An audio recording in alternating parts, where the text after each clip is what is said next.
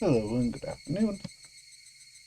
We are continuing where we left off after Bernkastel beat up Satoko. Alter Satoko. And now Alter Satoshi is about to bully her for it. Rika-chan, do you have a moment?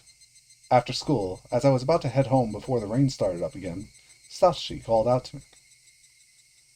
Oh, I looked up and saw Mion and Reina with him. I'd been stopped by the upperclassmen brigade. Their expressions weren't exactly gentle ones, and I suspected I was in for some sort of punishment after what I did during lunch break. Do you need something from me? Yeah, we wanted to talk to you a little. About lunch break? Well, that too. Um, I'm sorry for hitting Satsuko with the chair and stuff. I spoke the words fine, but didn't bother to hide my glum attitude. Please don't be scared, Rika-chan. We're not here to scold you or anything like that.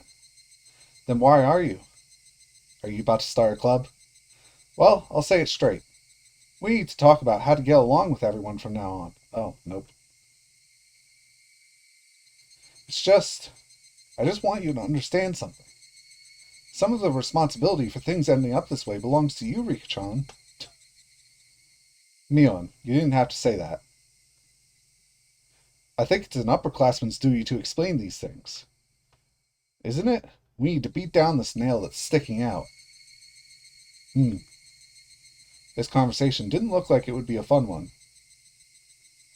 If I blew them off, it would probably only get worse, so I decided to just pretend I was listening. Reina took my silence for me being dispirited, and she started speaking in a much more light-hearted tone.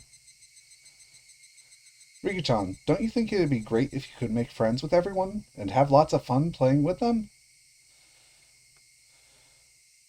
So we were thinking about what we could do so you could get along with everybody. What do you think about that? What do you? I don't know.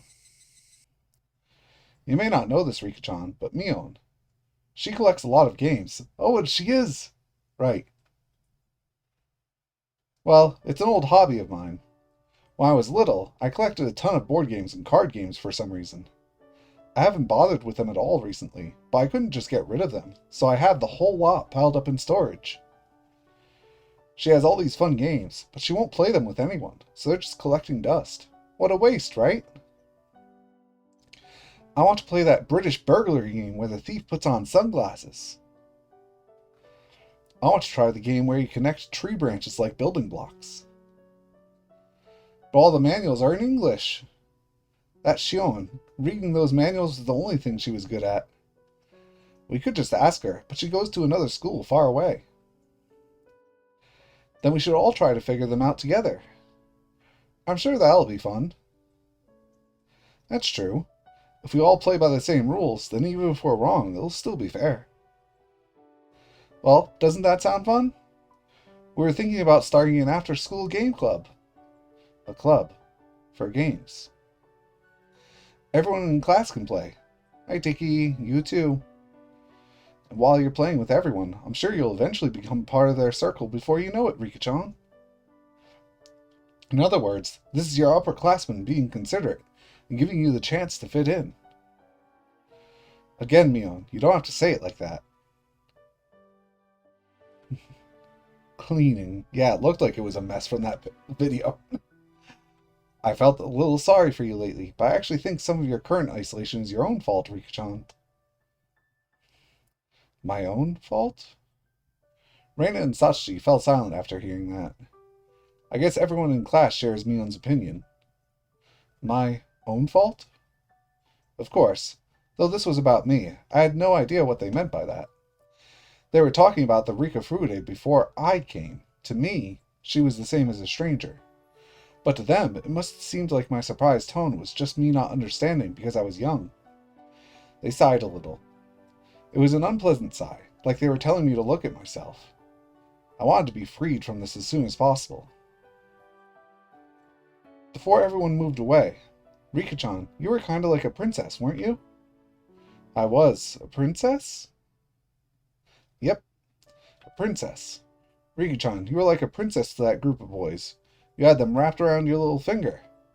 You didn't even need to do anything. You just let them act for you. Do you remember Tomita-kun and Okumura-kun? They seemed to like you a lot, so they'd do whatever you told them to. You just sat on your reputation, unconcerned.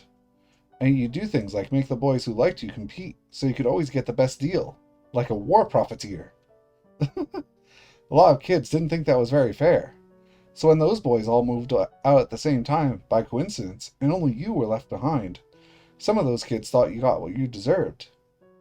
None of that was about me. Riki-chan, we're talking about you. Please listen to what Michan is saying. I am. No, you're not. Riki-chan, you think it doesn't have anything to do with you. Am I right? Whether Rena or Reina, she was still just as sharp about the weirdest things. I wanted to believe it was just a wild guess, but she had hit the nail right in the head. Reina, you stop too. I think Riki-chan has thought about it enough already. I wonder. She still hasn't said so. It seems to me like she didn't realize it until we told her. Come on, stop it. We're not here to bully Riki-chan. We really want her to be friends with everyone, right? That means we all have to work hard to change our relationships with each other. For some reason, I was upset. Because it was as though they weren't talking about Rika Furude, but about me. Me, a princess. There was no guarantee I wasn't one until now. Loved the most of all the club members, Rena and the boys in the class pampering me, laughing at Satoko and Keiichi's failures, as I coolly profited from their conflict. Without giving anything myself, I just greedily devoured the goodwill people poured upon me. They were right. That was me. I hadn't wanted to accept this sad, lonely world and set myself apart. But of course, they couldn't have actually been talking about me. So, though I didn't know the reason, I was still upset. We were thinking of having Satoko join the club too. She's really stubborn, so she won't say it, but she wants to get along with you, Rika-chan. How does that sound? Do you want to try being in our game club, Rika-chan? I'm sure it'll be a lot of fun. Or, think of it this way. Do you want to start putting in a little bit of effort to change yourself? Some things might be awkward at first, but I'm sure you'll get along with everyone sooner or later. After all, everyone wants to be your friend. And if you want to be their friend too, then you're both reaching out your hands. I'm sure you'll meet in the middle. And look, we're already reaching out to you. All you have to do is grab hold, Rika-chan. I felt like Keiichi said something a lot like that in some other world. Those words probably made Rika Furude really happy. But that wasn't me. All this only applied to the Rika Furude from before I possessed this body. For me, this world was fake, a dream world, and besides, I was in the middle of a hunt. I didn't have time to hang out with them. But what if the artifact is in the locker? But they weren't faking their feelings for Rika Furude, and I found myself without an answer, at a loss for how to respond to them. We're sorry, Rika-chan. To tell the truth, when we went to wash our hands, and you were talking with Yamamoto-sensei in the nurse's office, we might have overheard you a tiny bit. Reina gave me an apologetic look. I never thought others would be listening to that conversation, which must have sounded like garbled nonsense to anyone from this world. I'd understand if it weirded them out and they didn't want to come near me. But I couldn't quite understand why it had resulted in this. The world you were talking about, Rika-chan, it sounds like a really fun world, where everyone gets along together. You said you wanted to go back there, right, Rika-chan? So we talked and thought about how we could bring you back there. Still, it's not like we can call back Tomita-kun and Okumura-kun now that they moved. Yep. I think everyone wants to go back to that old world, but I think that's definitely impossible. Huh? That startled me. There was no way Reina knew about me and my old world. Even still, her words felt full of meaning, and they echoed in my heart.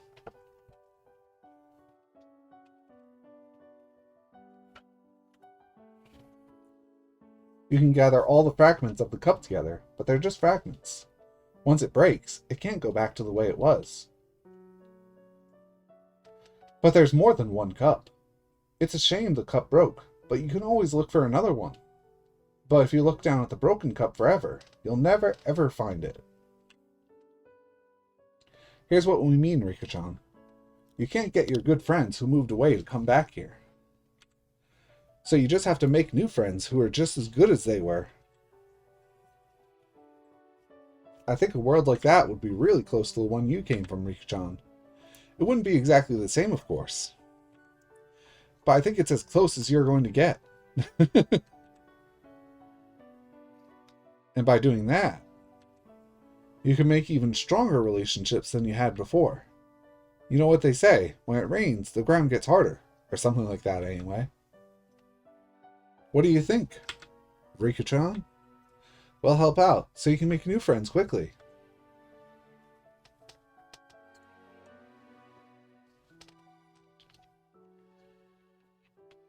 Would you like to give it a try?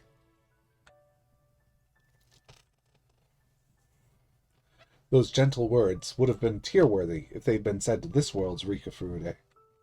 But now that I had possessed her, she was gone. The Rika Furude they were talking to was no longer of this world, for now. I thought to myself that I should just give this body back to her. If I did, the me living in this remote parallel universe would have the chance to change her fate, and make this world a happy one, if only little by little. If I went back to my old world and gave this leftover body back to Riku Furude. But I couldn't do that, because for me to leave this world would require the same method as returning the fragment from this world to the world of the gods. In other words, my death. Only my death could make me go away. Which meant at the point I took over for Riku Furude, she was the same as dead. But maybe, just maybe, there was one way to return this body to Riku Furude.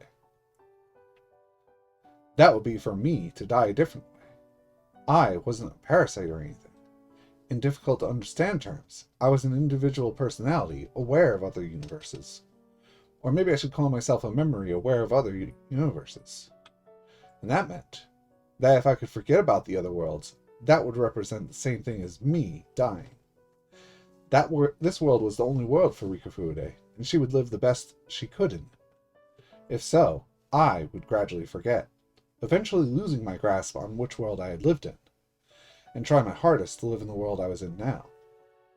Which meant that giving up on my previous world and living in this one was possible simply if I decided to do it. Like Reina said, it might be a different world than my old one, but it was the closest I could ever get. It might be a little different from my old world, but the club would still form. In exchange for Keiichi and half our classmates, Satoshi was here. I wasn't best friends with Satoko, but depending on how we interacted in the future, we could at least become regular friends. Hinamizawa would sink underwater in another 6 months, but I could work hard to make new friends in my new home. That cruel destiny wasn't Riku Furude's alone. It was an impartial destiny, shared equally by all who lived in this world. Only I had the luxury of being a special case and jumping between destinies at a whim. I didn't know. Which world should I devote myself to? Reina's words came back to me. A broken cup never went back to normal, and I couldn't find another one as long as I was lamenting the first. What did the cup represent? Cups were for filling with water. The water could probably be called happiness. The cup broke, and the happiness inside was scattered everywhere. The cup was broken, and I was at a loss, unable to fill it with happiness again. But if I could change the way I thought, and rather than be attached to the broken cup forever, fill a new cup with new happiness, it could open the door to a new world. Still, while that world might be similar, it wouldn't be the same.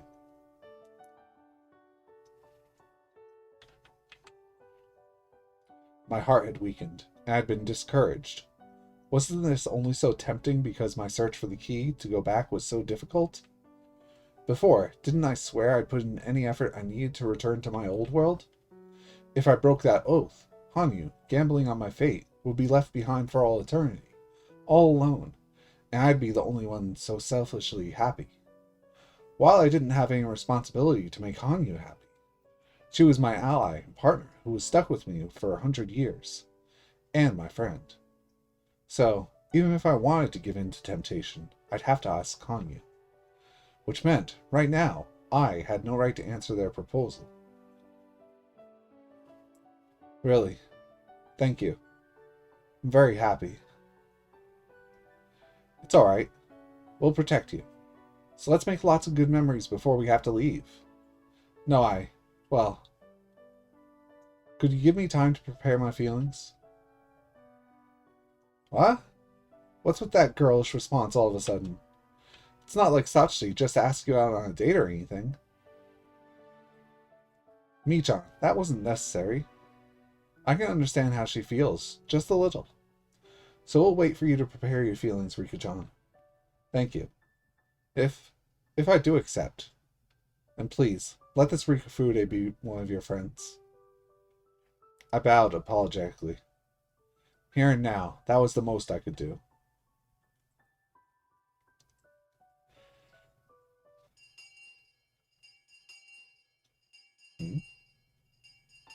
Oh, it is over. After refusing their suggestion that we all go home together, I left on my own. It was Rikafude's right, not mine, to enjoy going home with them. It wasn't something I, Frederica Bernkastel, could accept.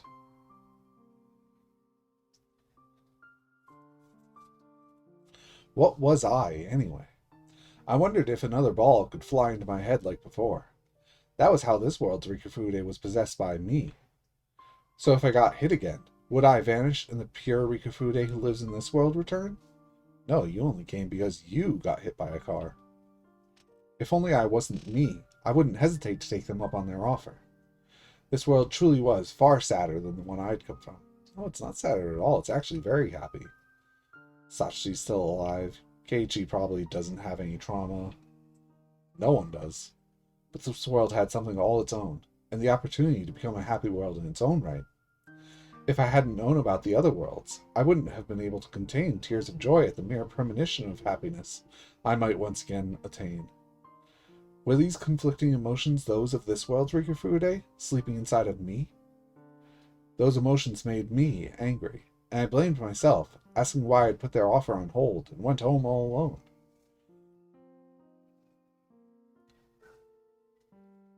I'm back. Welcome home.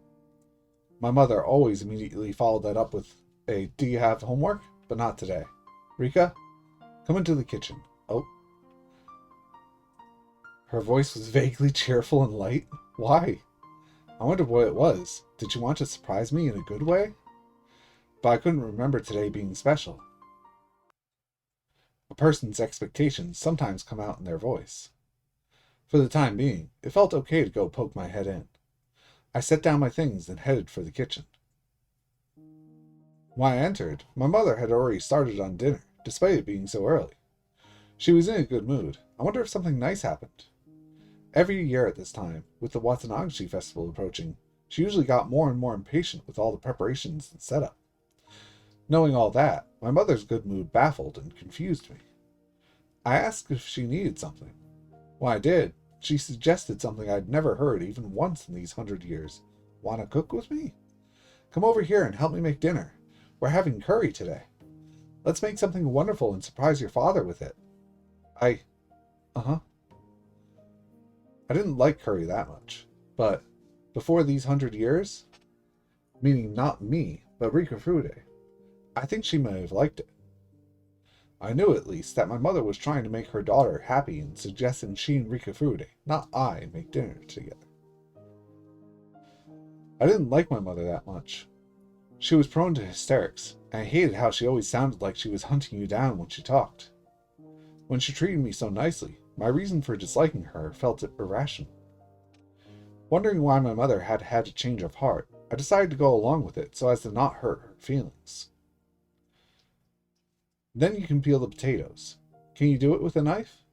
Actually, that's dangerous, so use the peeler instead. Okay. I'll just write down something before I forget. I didn't write down this. I was actually rather good with a knife. I was so good that when I peeled daikon radishes, I could make a long strip of skin at the same time I sliced them.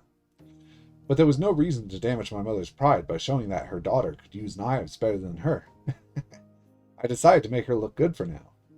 My mother had probably been using knives for a decade now, but I'd been using them for many decades. There was an order of magnitudes difference between us. So I wanted to be proud of using a knife better than my mother. I wanted to brag about it. But that might have trampled over her feelings, her want to teach her daughter how to use a knife. Parents are supposed to live longer than their children, so children respect the things their parents have learned from having lived longer than them. But witches like me lived longer than their parents and learned many more things. Still, I think I probably never learned what I really needed to. I mean, as long as I genuinely listened to my mother, she'd never get hysterical. If I didn't feel like respecting her as my senior in life, she wouldn't feel like she needed to act as one either. In the end, all that was left was a cold, uncomfortable relationship between parent and child. If I had acted more like a daughter and pretended to be an ignorant child when I needed to be, maybe my relationship with her would have been more peaceful, like this. Basically, she was Rika Furude's mother, not the mother of the witch who had lived for 100 years. Thinking about it made it seem obvious she'd be cold to me. So first we put the ones in the pot that take the longest to cook. Okay. When do we put in the onions? The onions will melt if we cook them too long, so we can leave them for last. You worked so hard on cutting the onions too. I'm sure they'll taste delicious. Okay. My mother smiled. She seemed very happy. Her smile was warm. I thought I had completely forgotten over these 100 years, but I remembered for less than a moment in time. My parents had to die in 1981. That fate was unchangeable. And besides, we could never get along in the first place, so it didn't matter if they died. As thoughts like those overlapped, maybe my concern with my parents had waned. Our hearts had steadily lost their connection. And the situation had steadily worsened. Before now, I hadn't thought I could gain anything from this world. Not once did I think it would make me realize something like that. With a mother like this, maybe spending time with her would be warm. It would be fun. That's right. The reason I rejected my mother's warmth. Maybe it was because I wanted to soften the sadness I felt at her death. If I couldn't change the fate she met in 1981, then she might as well hate me. Was that the idea at the root of it all? In this world, my mother hadn't died in 1981. She would stay here for a long time to come. I felt just a little jealous of Rika Furude, and I was stricken with the desire to return this world's me to her. This world was so different than my previous one. Keiji wasn't here. Shion wasn't here. Hanyu wasn't here. But in exchange, Satsushi and my parents were here. There was no club, but there would be one soon. Satsuko wasn't my best friend, but she could be in the future. I could weigh my previous world and this one on the scales, but I wouldn't know which way it would tip. I decided to leave this decision up to Hanyu. Yes, my destiny wasn't mine alone. It was Hanyu's destiny too. Whichever I chose, I would have to talk to Hanyu before making my final decision. This multiple world concept was something I only had because Hanyu had lent me her power. If Hanyu had never given it to me, it would have been over from the very start. Takano would have sliced open my belly, and that would have been it.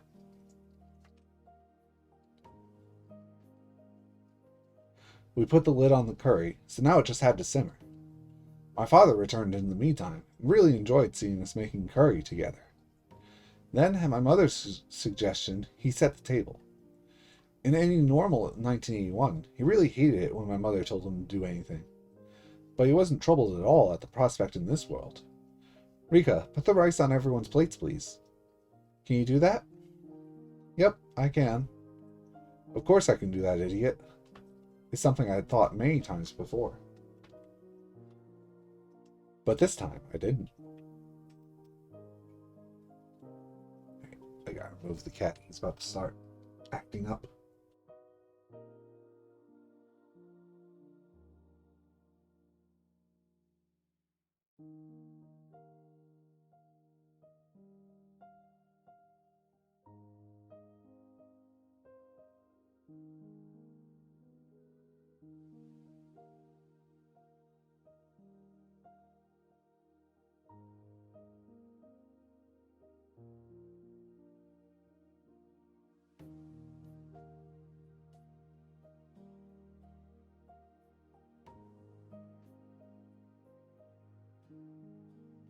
Booger removed. Let's check something. There we go. And I opened the warm, steaming rice cooker and plated the rice. My mother brought the piping hot curry pot over and split it among everyone's plate. Wow, that's good. Rika served the rice and Mom made the curry. It looks delicious. Oh, that isn't right. You made the curry with me, while your father did nothing. Me. I peeled myself back. Rika Furude shouted that I wasn't needed, so I pulled back. I withdrew inside Rika Furude, and she got to enjoy a family dinner from the bottom of her heart. Skip scene. When we saw the crooked potatoes, we all laughed pleasantly. I would never cut potatoes to be so ugly. But Rika Furude was still bad at this, so these things happened. When I used the same ingredients, the only thing curry tasted like was the curry powder from the store. After 100 years with the same curry powder, it tasted the same no matter how you made it. But this particular curry tasted different. I cried at what Rika Furude had lost. No, at what I had lost. Rika Furude got to experience the warmth she had once forgotten. I wondered if another ball would come flying and hit me in the head. Then I would pass out for a while, and upon waking up, I would be gone. Wasn't that the best possible happy ending? I was the stranger here. I thought this universe was the strange one from out of all the other parallel universes, but it was me. I was the stranger. Then, what had that world been? The one I had reached after 100 years. Another world just like this one. Was its happiness that we'd all won? Keiichi, Rena, Mion, Satoko, Shion, and I? Was it all worth nothing? That wasn't true. It was a radiant world, one we'd all won the right to live in after 100 years of learning to trust in each other. It was replete with a different kind of happiness than this one. Both shone brightly, and neither was better or worse than the other. Maybe, in the end, most worlds weren't better or worse than any other. There you go. I only lived in the extreme worlds, the ones where I struggled to see whether Takano killed me or not. So out of all the infinite universes, I'd started to think of them as either right or wrong. But the multiverse wasn't simple enough to think of in binaries like that. Tomorrow's dinner might be steak or salted celery. It wasn't about which was right and which was wrong. In both of those worlds, I'd spend a happy time eating dinner with family. What if my respective selves had been reversed during tonight's dinner? But that was an incredibly tasteless thing to ask. The real problem wasn't that big to begin with. Neither my last world nor this world was better than the other. I needed to accept that. I still didn't know where the fragment I needed to return to my world was. But what if I never knew, and the power of the crystal ball connecting me to Hanyu disappeared? I would disappear like the stranger I was, and give this body back to Rika Furude. From her point of view, she would have to say that I had returned to my old world. Just as I once called this world a daydream. For Rika Furude, my old world was the real daydream. Her strange delusions of me would simply disappear along with it. Maybe it didn't really matter how to return to my original world. Which world would I decide was the original? Maybe that was really all this was about. After we finished eating, we cleaned up our places and started washing things. My father said he had a meeting tonight and he was about to leave again. Rika, could you wash these for me? I have something to talk with Dad about, so please do the rest. Okay. I responded cheerfully as Rika Furude, but I had realized something slightly out of place. If she had something to talk to my father about, there were plenty of chances during dinner. But she made me wash the dishes so they could talk amongst themselves. Is it about school now? Rika just had to stay put and wash the dishes. But I couldn't suppress the curiosity that was welling up, and so snuck over to the front door to listen in on what my parents were saying. My mother was the one talking. Her tone of voice wasn't a cheery one. Yamamoto-sensei is discussing it with a big hospital in the city. From what he said, it might be her heart more than her brain. Apparently, there's a wonderful doctor there who can help. I knew it. I knew I shouldn't have asked. Yamamoto certainly hadn't promised to keep our discussion in the nurse's office to himself. As soon as I left, he probably called my parents and told them their daughter was ranting about nonsense. He probably explained it as my isolation at school wearing down on my mind and damaging my heart. Considering what I'd told him, even that would be a conscientious interpretation. Did you talk to Rika about it? I will after this. I mean, it feels like we're tricking her. Given that tomorrow, the doctor will be here and we'll suddenly be off to the hospital. But, when I think about how she feels, I can understand.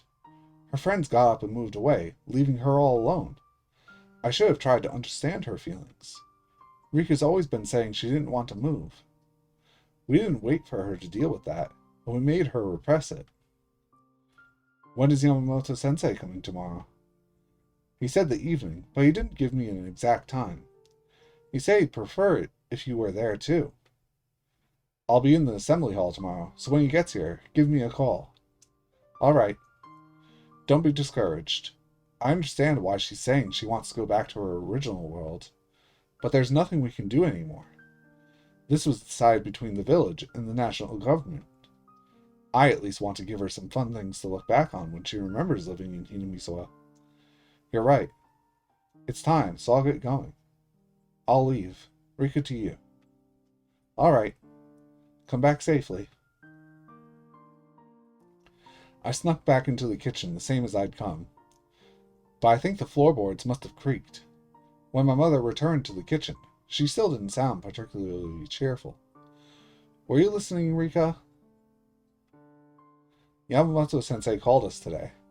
He told us what you talked to him about. Me.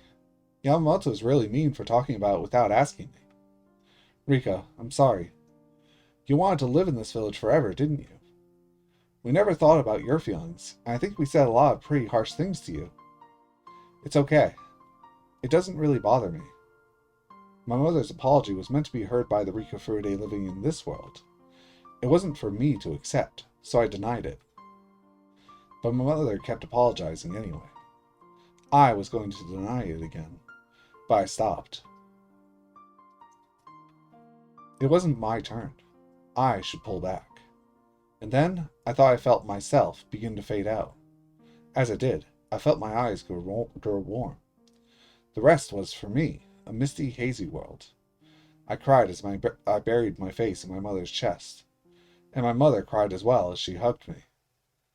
If I could have disappeared like that, this too might have been Rika Furude's life. After that, my mother told a lot of stories of Hinamizawa, as if to reminisce about her own childhood. About what she was like as a kid, what she did, and where. About things happening or not happening. As she talked, we comforted each other, both of us wanting our beloved village to stay in our hearts forever. And when your mom was little, all the elderly people in the village treated me like I was really important. That was because they believed I was the reincarnation of Oyasho-sama. Oyasho-sama's reincarnation? I've never told you, have I? There's an old legend in the Furude family.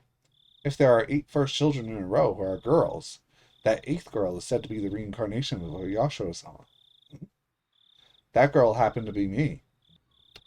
Oh, so here's the other change. And that's why she wasn't being researched at all by the Institute. It was her mother. You're our first child, and a girl, but you would be the 9th one. We have a maternal line, I suppose. Your mom is the eighth. Oyasho-sama's reincarnation. But this is a secret, okay? We have to make sure not to tell anyone about it. The only ones who know are your late grandmother, me, and you. It's a secret between the two of us, okay? Sometimes, as proof of trust between girls, they reveal secrets to one another. For my mother, this was probably a trivial secret that she could use for that reason. But for me, it was different. Hanyu was first able to appear before the eighth of 8 consecutive generations of girls, before Oyasho-sama's reincarnation.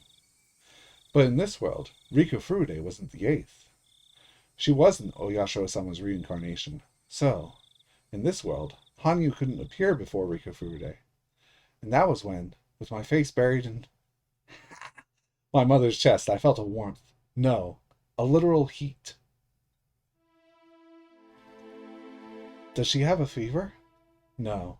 This felt the same as Hanyu's power. Well, this was a secret.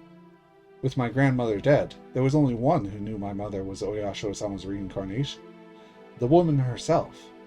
Which meant, if my mother was gone, the fragment of there already being a reincarnation of Oyasho-sama in this world would disappear. My warm tears ceased to flow, and I felt my eyes drying up as I plummeted to the bottom of the abyss of despair. It was her. Mom had the fragment in her. If I could have, I would have chosen never to remember what that fact entailed. Jeez.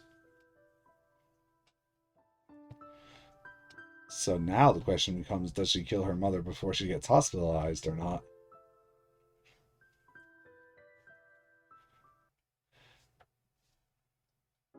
The ninth girl discovered the solution with a curry plate. When I tried using the crystal ball with Yamamoto today, it still hadn't recovered enough for him to talk to Hanyu.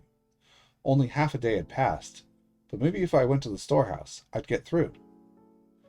Hanyu once told me the old air from the past had remained in the storehouse, and that she felt comfortable there. Maybe that meant the storehouse was filled with Hanyu's power. In other words, while the crystal ball didn't have quite enough power, maybe being in the storehouse would help a little. Late that night, I slipped out of bed and snuck into the storehouse. I wanted nothing more than to talk to Hanyu. I went to the altar before the holy vessel and spoke into the crystal ball. Can you hear me? Hanyu. The light in the ball was feeble, but its otherworldly glow was clearly present. Please, let her hear me. My wish was granted, and a quiet voice, so low it might disappear at any moment, spoke in answer. I can hear you, Rika. Hanyu, thank goodness. Listen. I don't know what to do. I don't know. This wasn't the time for crying.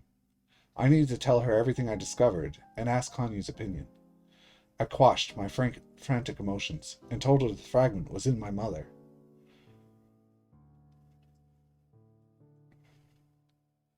Hanyu stayed quiet for a few moments. She knew, of course, that I'd have to kill my mother to return the fragment to the world of the gods. It makes sense, doesn't it? You can only appear to Oyasho-sama's reincarnation. I'm not the eighth in this world, so you can't appear to me. The ninth isn't good enough, huh? It was a very long time ago. Ancient times. So ancient, even I've mostly forgotten. It happened back when Hanyu was still living in Hinamizawa. Before Hanyu became Oyasho-sama. It was how it all began, which Hanyu never told me about no matter how much I asked her. My human self that is, when I decided I would become a god. My daughter, your ancestor, Rika, was very sad about that. She knew I'd made the decision because I'd lost hope in the human world. I took all the sins of the human world upon me, for there was no other way to cleanse those sins other than to destroy the sinners themselves. People were forcing their sins on each other, an ugly existence. Their excessive cruelty caused me to lose hope in this world. I undertook all the sins of the human world and cleansed them by letting them kill me. I entrusted that final duty to my own daughter. I thought that unless I gave her that role, she would one day be despised as the daughter of a demon god, and lose all hope in the human world herself. My daughter didn't like that role, but she understood the weight of her mission, and in the end, she went through with it. But she said something to me, that she would change the human world, in which only the price of life could purify its sins. Humans would combine their strength and help each other, cooperating with mutual benefit in mind. She swore to me that she would create this utopia, which her mother had only dreamed of. Please, Mother, do not lose hope in the world of man. I swear that I shall heal that sadness, but I would become a god. I couldn't accept my daughter's feelings. No, actually, that wasn't it. I had already lost hope in the corrupted world of man. I just didn't want to look at it anymore. But my daughter made a firm promise that she would remake that world into something better. This is that world. Then I shall believe in what you feel. When in this land people live happily, aid one another, support one another, and think as one, I shall return to this land once more. My daughter killed me and took control of the village, the divine power of the demon god dwelling within her. She became their leader and created doctrines so that everyone would trust in and help one another, by making them to fear a curse when discordant hearts would revive the specter of the demon god. She led them strictly, not letting my purification go to waste, so that those purified sins would never again revisit the village. And so the village did regain a temporary peace, but I never descended to them again. I had rejected the human world much too strongly. But no matter how strong the power to reject, it can never last forever. Whether hearts, or walls, or lids, or doors, there is nothing that time will not decay. Even the power shutting me away from the human world wouldn't last forever.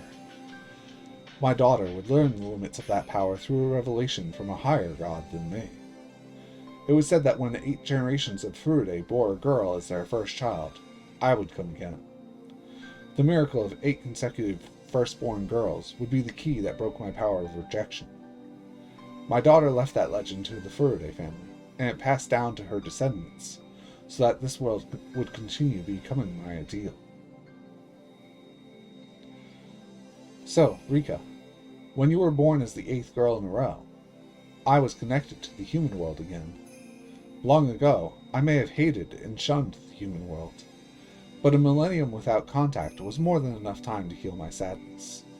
At some point, I actually started to feel sad at the prospect of living in a world where I was all alone. I had intended to spend those 1,000 years in rejection, but it was also a punishment for me. I realized how shallow my feelings had been when I hated and despaired over the human world.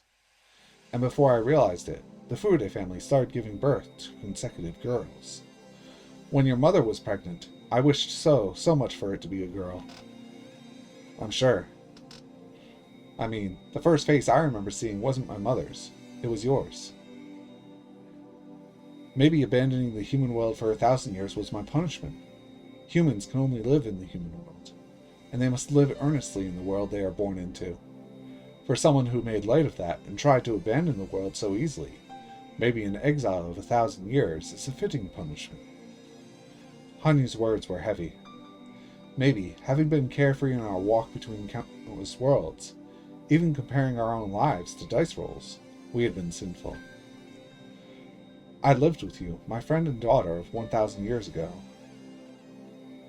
And when we came to the dead end of 1983, I committed another sin.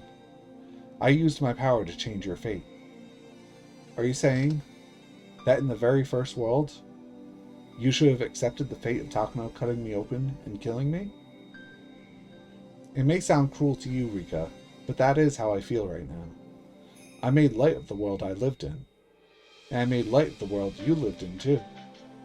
I should have lived in earnest in the world where we were together. I should have welcomed it, no matter its end. Stop that. Wallowing in masochism might make you feel better, but it makes me unhappy.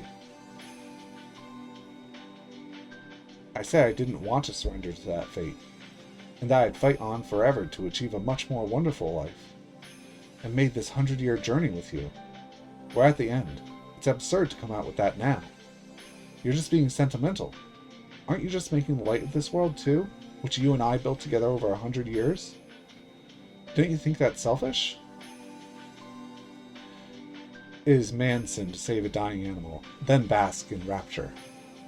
We go up the snowy mountain, kill the beasts, and offer their numbers to the gods. After all this, you're saying it was my fate to die too? You've gone insane. I don't care what you say. The world we won is a result of our sweat and tears. You and I are the only ones who can understand how brilliantly it shines. And now you're rejecting it? Rika, please let me get back on topic. Once I had my fill of this world with you, the Eighth, I planned to disappear at the end of your life. It had nothing to do with the time you'd be alive for, so I never told you. But in that world, your mother is the Eighth. That means I've already had contact with the world of man, was satisfied with how wonderful Hinamizawa has become, and have already left for a higher plane. In that world, I've already left. That's why I can't appear there. But there's a fragment of your world there, and it's in my mother. Which means this. Only my mother knows that she is the Eighth. If I kill her, the contradictory force saying you can't appear here will vanish. Correct? That's right. Originally, it was an obvious fact that your mother is the Eighth in that world, and killing her wouldn't necessarily change anything. But after you drifted here from another world, Rika, it would be like mooring a boat to dock. It was fortunate only your mother knew the truth. If a lot of other people knew, you would have had to kill them all. I'm sure you wanted my opinion on whether you should kill your mother to return to the previous world or stay in this world. I did. This whole time, I've been investigating what kind of world you're in, and when I found out what it was, I expected this day would eventually come. And I predicted you would grow indecisive and talk to me about it, and that you would want to choose a world based on the result of our discussion. So I thought long and hard about how to guide you.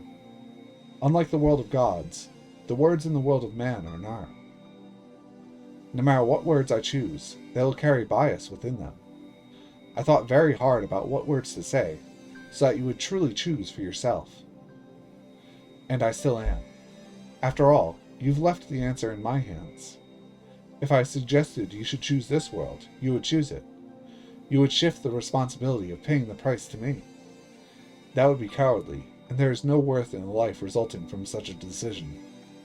As someone who has trodden countless worlds and left her footprints outside the world of man, you must make a responsible choice, without relying on me, with your own strength. I know what you're trying to say. You couldn't bear me shifting the blame, and saying, this happened because I did what you said. Decide your own life for yourself. Easy enough to understand. I wanted to tell you this too. I was happy spending my life with you, and through those countless worlds we walked together, I learned that Hinamizawa overflowed with kind and gentle cooperation. It had everything I wanted from the world. I wanted to say that, even if you chose a world without me in it, and I was to disappear, I would still be happy. Hanyu. Hanyu had foreseen this. Foreseen that this world would grow ever warmer for me. But Hanyu herself was in opposition to this world. Any amount of discussing this with Hanyu, who was from the previous world, would only make it more difficult to forsake that one. She had even anticipated that, after discussing it with her, I would need to make a decision from an impartial viewpoint. That's why she said it. She wanted to accept whatever fate Rika Furude's decision gave her. She didn't want me to worry about her, and live in the world that I liked the best. Let's say I did choose this world. What would happen to you? Because of that world's rules, our long journey together would come to an end. For you, a life in that world, and for me, the fact that my time has already ended in that world would be applied. Doesn't that mean you would disappear? But that's a really, really pleasant thing. Rika, you seem to think of it as me dying. And at first, I thought so too, that the me in that world would die. But the Hanyu of that world, she may have disappeared, but she was filled with joy. She spent her life with your mother, enjoying her time to the fullest. Your mother is still alive, but that world's version of me is having a wonderful dream, enveloped in kindness, in a sleep from which she'll never awake. I'm sure that warmth, that comfort, is like that of a mother's womb. Now that I know that, I actually wonder if you will choose that world for me. Are you serious? If you had lived for 1,000 years, Rika, you would understand that warmth. I could feel an ecstasy in Hanyu's words. Hanyu had lived for a millennium, and she understood that in a way I couldn't. You have to be joking. I'm just a kid. I'm only 100 years old. Of course I can't understand. Rika, would you please stop using me as a reason to run away from this choice? That was the truth. My old world and this one are being weighed on scales in my heart. It isn't tipping, even slightly, toward either side. Trying to shift the responsibility for choosing onto Hanyu was just me being irresponsible. I can tell you everything about that world's construction to help you make your choice. First, Keiichi Maibara, who told us many times that destiny could be broken. He did not transfer schools in this world. I knew that for a while now. He wasn't in my class. For a time, Keiichi suffered the stress of his entrance exams, but unlike in the previous world, he wasn't firing any toy guns at children. He strengthened his mind, endured the temptation, and finally overcame his mental weakness. Right now, he's trying to deal with the exams awaiting him as someone with a firm pride in his breast. Which means Keiichi's sin is absent. Which is why he never moved here. Rena Ryugu, too, never moved to Ibaraki since her parents' company stayed in business. Therefore, the divorce didn't happen either. For that reason, Rena will feel no guilt. Rena had no sin either.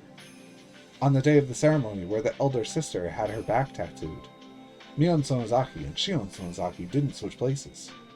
I see. I got the feeling that the Mion at school seemed somehow different. She always loved board games, but she talked about her little sister knowing more about them. Oh, so this is actually Shion.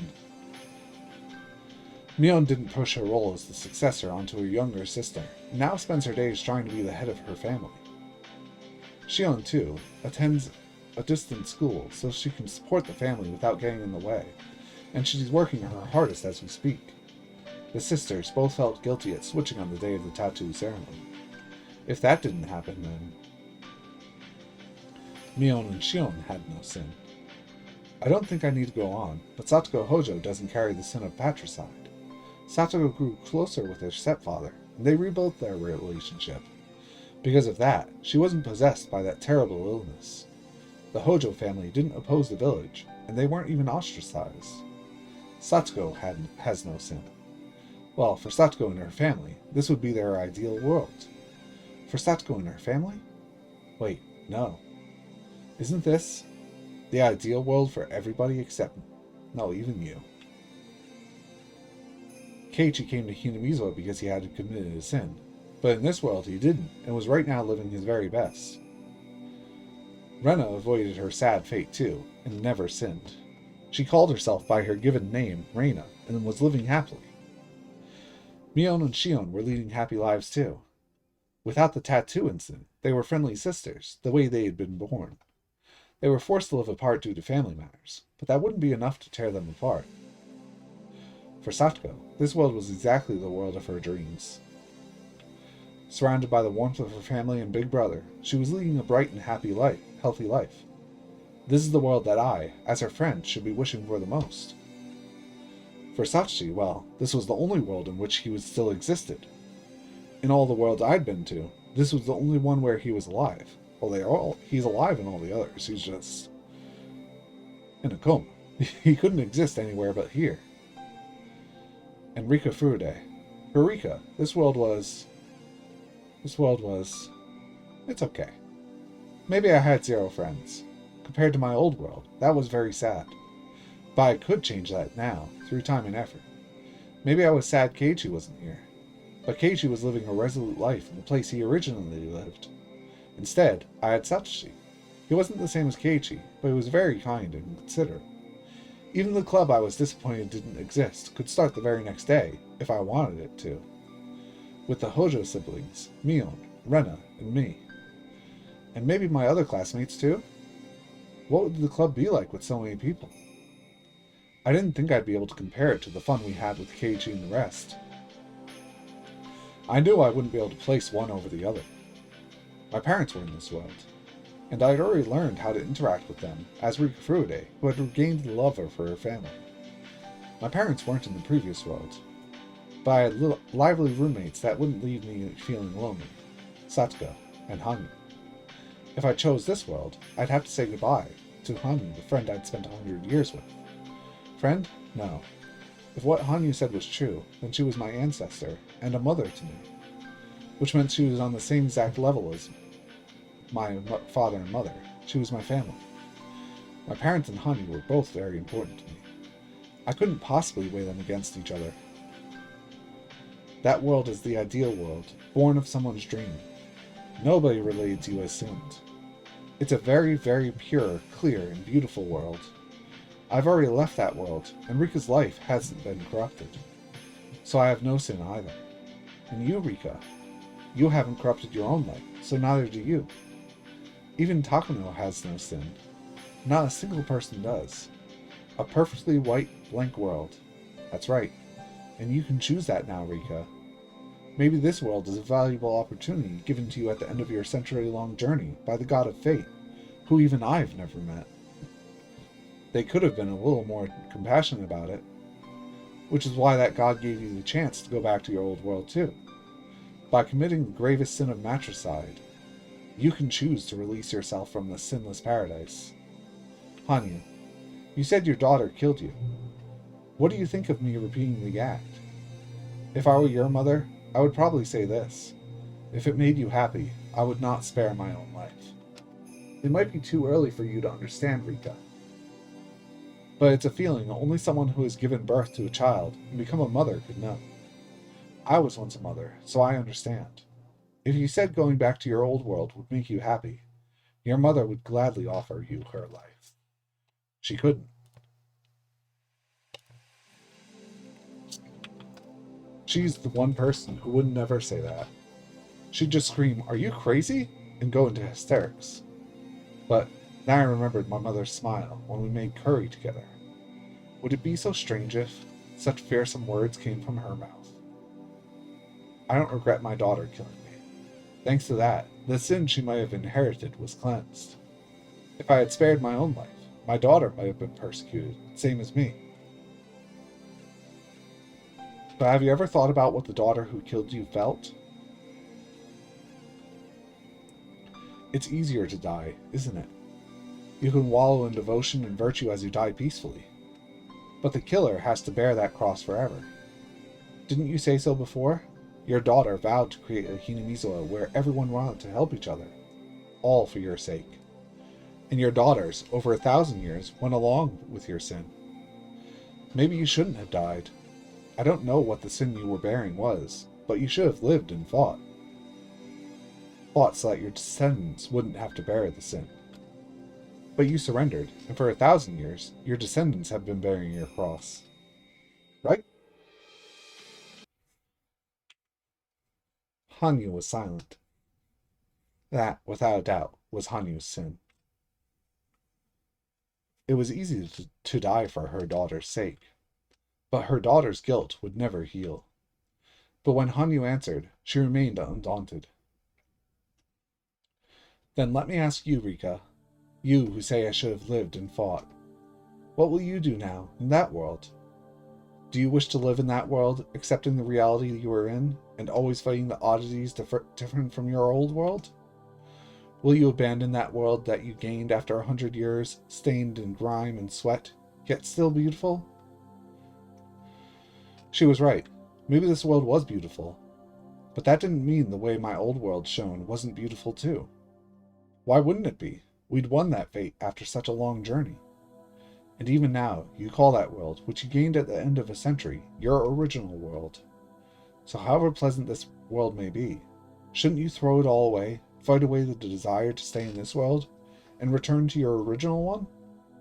Even if you had to destroy this world, liberate it from the sins of all related to you.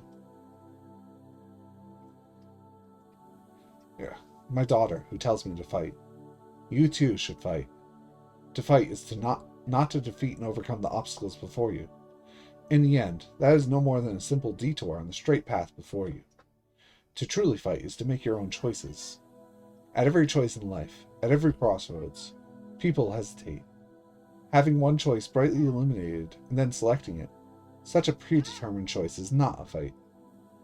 When no matter how many times you are presented with a choice, you choose the same one, it's inevitability. A real choice is when you truly think and worry, when you never know which you should choose. It is precisely the same as the choice between the red box and the blue box you spoke of once before. Will you choose the red box or the blue? To choose without guidance demands incredible courage and determination. That is a true choice. If you knew what was in the boxes, it would no longer be a choice.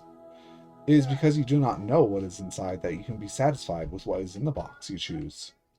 If you knew the contents of the other, it could lead to despair. Being left at a crossroads, with no guidance and no hints, is what it means to live. You may lazily continue to choose the right, or knock over the sign and choose at random. You may also search carefully for hints, worrying over how beneficial the left or right would be, and remain at the crossroads forever. Thus, you would be able to accept the final result awaiting you as your own responsibility, would you not? You would not grow old and go into your coffin wanting advice for your parents, would you? Worry, choose, and go forward. That is the fight. I earnestly worried and chose my own life. My daughters earnestly worried and chose their own lives. For each and every one of us, that is sacred. It is precious. The descendant 1,000 years later must not sully that. All who lived in that age were always beautiful. You must not speak of their lives using the values of later generations.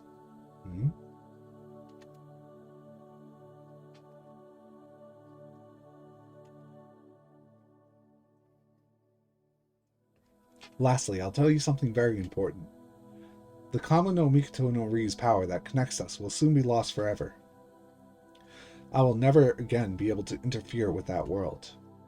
So this is the last night I'll be able to hear one of these helpful lectures. There is one more thing. The fragment that has appeared in your mother will lose its power forever when the sun sets tomorrow. Losing doesn't mean disappearing. It means you will forever lose the chance to take back that fragment with your own hands. Which means I need to make my decision about whether to go back to my original world by sundown tomorrow. There's no third option to put the choice off. No.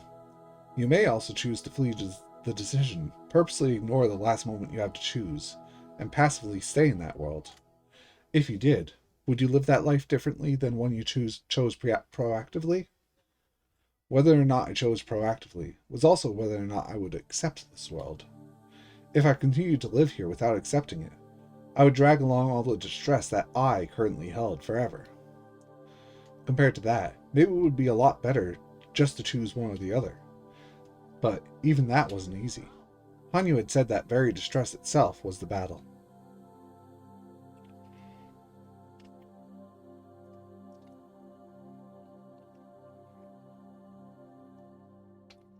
Now, Rika. Fight. Your fight will last until sundown tomorrow. But please, don't run away. Because whichever world you decide on, I know that world will be a wonderful one. Just like the world you gained after fighting for 100 years was. The world you choose after fighting through this will become wonderful, I'm sure of it. So please, Rika, you mustn't choose one without fighting. People are never, ever satisfied with the result of a choice they didn't struggle with. Thank you, Hanyu. I'll fight with this choice. If I can meet you again, it'll be in our original world. And if it's this world, then take a good rest to heal your millennium of exhaustion. Thank you for everything. Thank you so much. It was because of your strength that I mistook my own life for something I could do over as many times as I wanted. If that's who I am, then I feel like it would be strange somehow if I was living in my original world. It was easy for me to think that if I slipped up in any small way, I could just do it over. But that wouldn't make that world a wonderful one.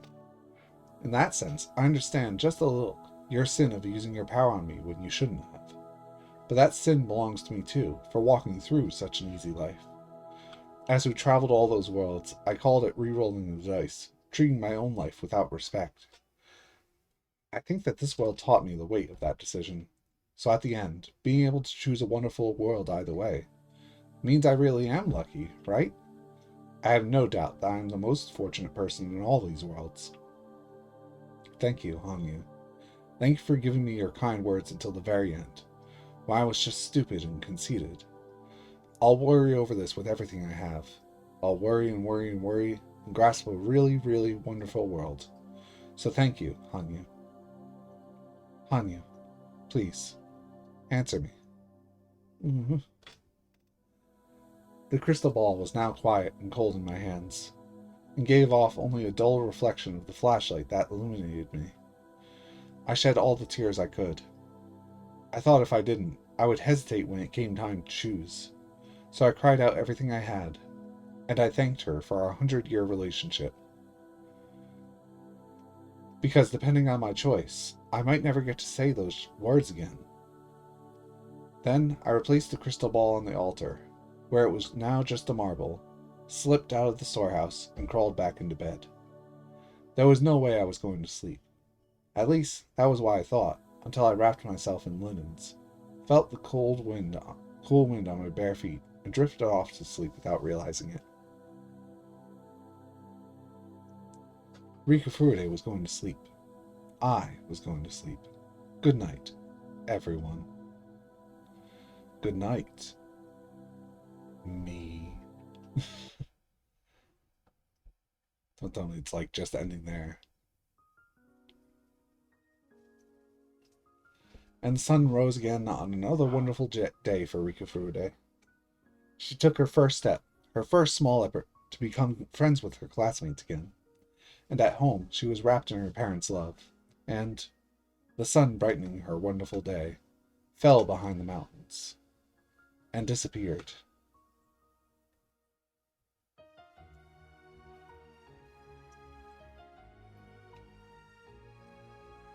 Hmm? Long, long ago, there was a god who appeared before mankind.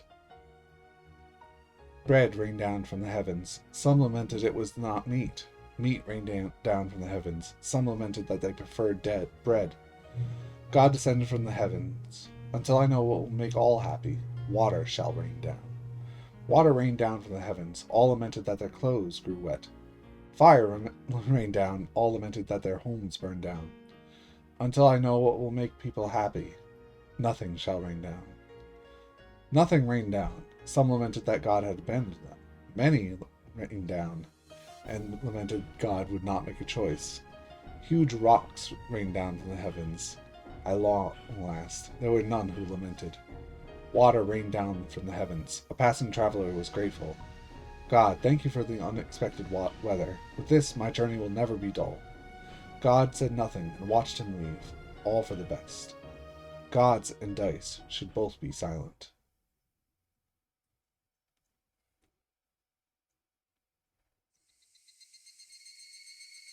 Ooh. Hmm? Do you know who I am, Rikchan? Me, yes. Where am I? After hearing that answer, the nurse burst out of the room in sheer surprise. How rude. Where's Dr. Irie? Call him at once. Tell him Rikchan has come too. My head hurts. Oh, thank goodness, thank goodness. Do you remember what happened? Me. Is this the clinic? Yes. While you were heading back to Hinamizawa with your friends, you had an accident and hit your head, and never woke up again. We feared your consciousness would never return. Thank goodness, oh thank goodness. Ari even had a few tears in his eyes as he spoke. I was still just a little scared. I wanted to make sure this was the world I knew so well. So I mustered my courage and asked Irie. Yes, all your friends were incredibly worried about you. Satsuko-chan, of course, Maibara-kun, and Mion-san and Ren-san. Unfortunately, Sachi-kun still hasn't reached a state where he can wake up yet. And my mother? Your memories must still be a little confused. That happens when you've been unconscious for a long time. Is she dead? Yes, she died 2 years ago on the day of Watsunashi. Were you dreaming of your mother while you were asleep? Thank you. I'm fine now. Knowing that my mother is dead gives me a complex feeling. But there wasn't any doubt that this was the world I knew so well. And according to Irie, it had been a little over a month since the accident. After telling me he'd be right back, he scrambled out of the room.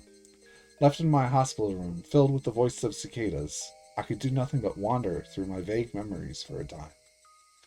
I was fooling around on my bike while heading home from playing at the pool with everyone. And got hit by a car, right? But the world I awoke to after that is still vivid in my mind. And if this is my original world, then after grappling with that difficult choice, I chose my old world and safely ended my long journey to return to it? Or was that all just a long dream I had, like Irie said, while I was in a coma from the accident? I didn't know. Hanyu, are you there? Oh, that's good. Waking up in that world and not seeing you straight away was really disheartening.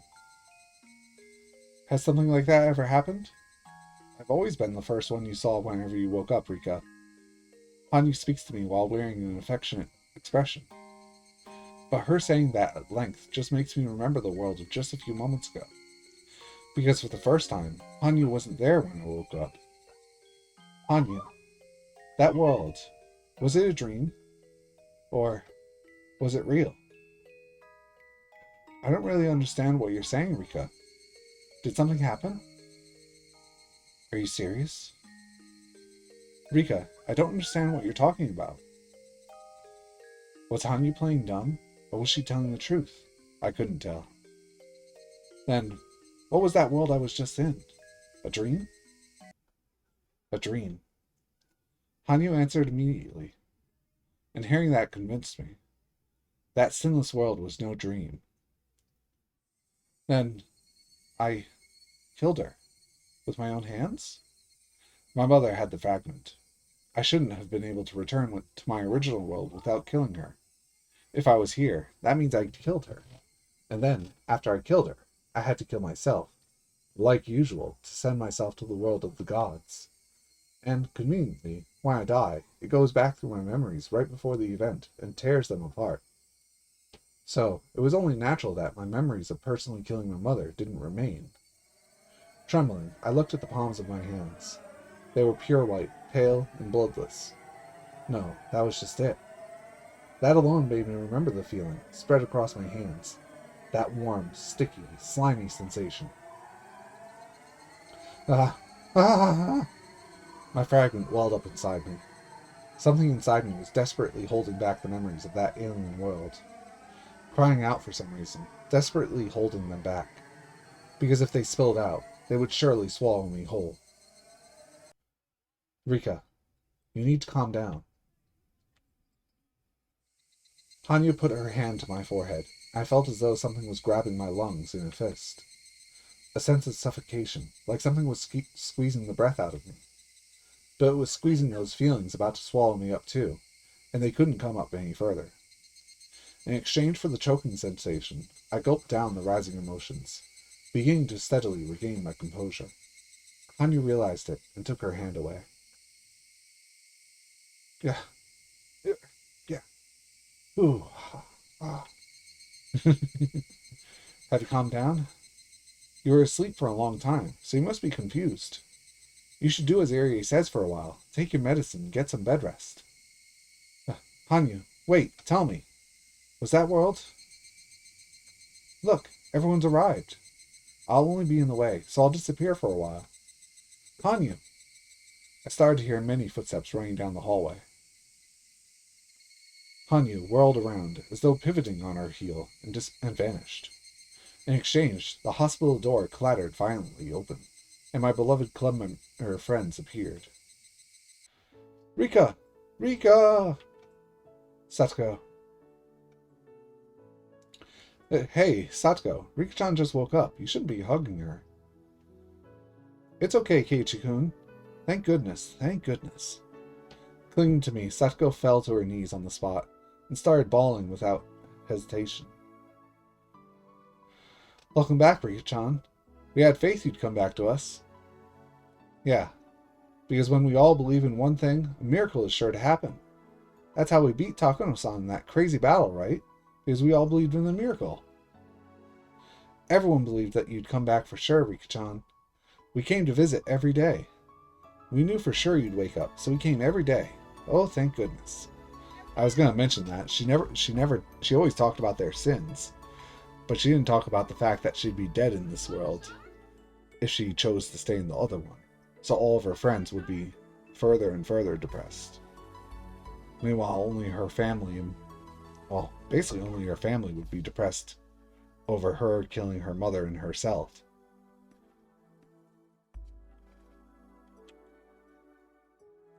Coach says your memories are a little bit muddled. You didn't forget about this old man and the rest of us, right? I know who Satsuko and Renan and Keiichi are, but I don't know who you are, me. Nippon? I guess you're alright. This was something I couldn't ever have asked before. But just to make absolutely sure this really was my original world, I asked anyway, pretending my memory was still confused. Is Satoshi not coming? Satsuko gave a somewhat lonely smile and spoke. Nini still hasn't come back after running away 2 years ago, remember? Rika, you can be so forgetful. Her expression makes my chest tighten. She was definitely the Satsuko from my original world. I see. Your memories do seem a little confused. He said it wouldn't last, and that was nothing to worry about. It's the same as when you get a phone call that wakes you up and say strange things while half asleep. Yeah. I mean, you were sleeping in for almost a month after all. This whole month, I felt like I was having a dream. Oh, having a fabulous time, I'm sure, in spite of how worried we were. It was a very mysterious world, I think. It was Hinamizawa, just like here. But a bunch of things were different. First of all, Keiichi wasn't here. Hey, what? Why'd you have to leave me out? Because in that world, the incident with the gun didn't happen. In that world, you didn't have all those regrets. No, that wasn't all it was. I realized this would only be my only chance to confess to my own sin. Everyone listened as I told them all about that world. Whenever some small thing was different, they'd respond one way or the other about it. But they listened to me seriously.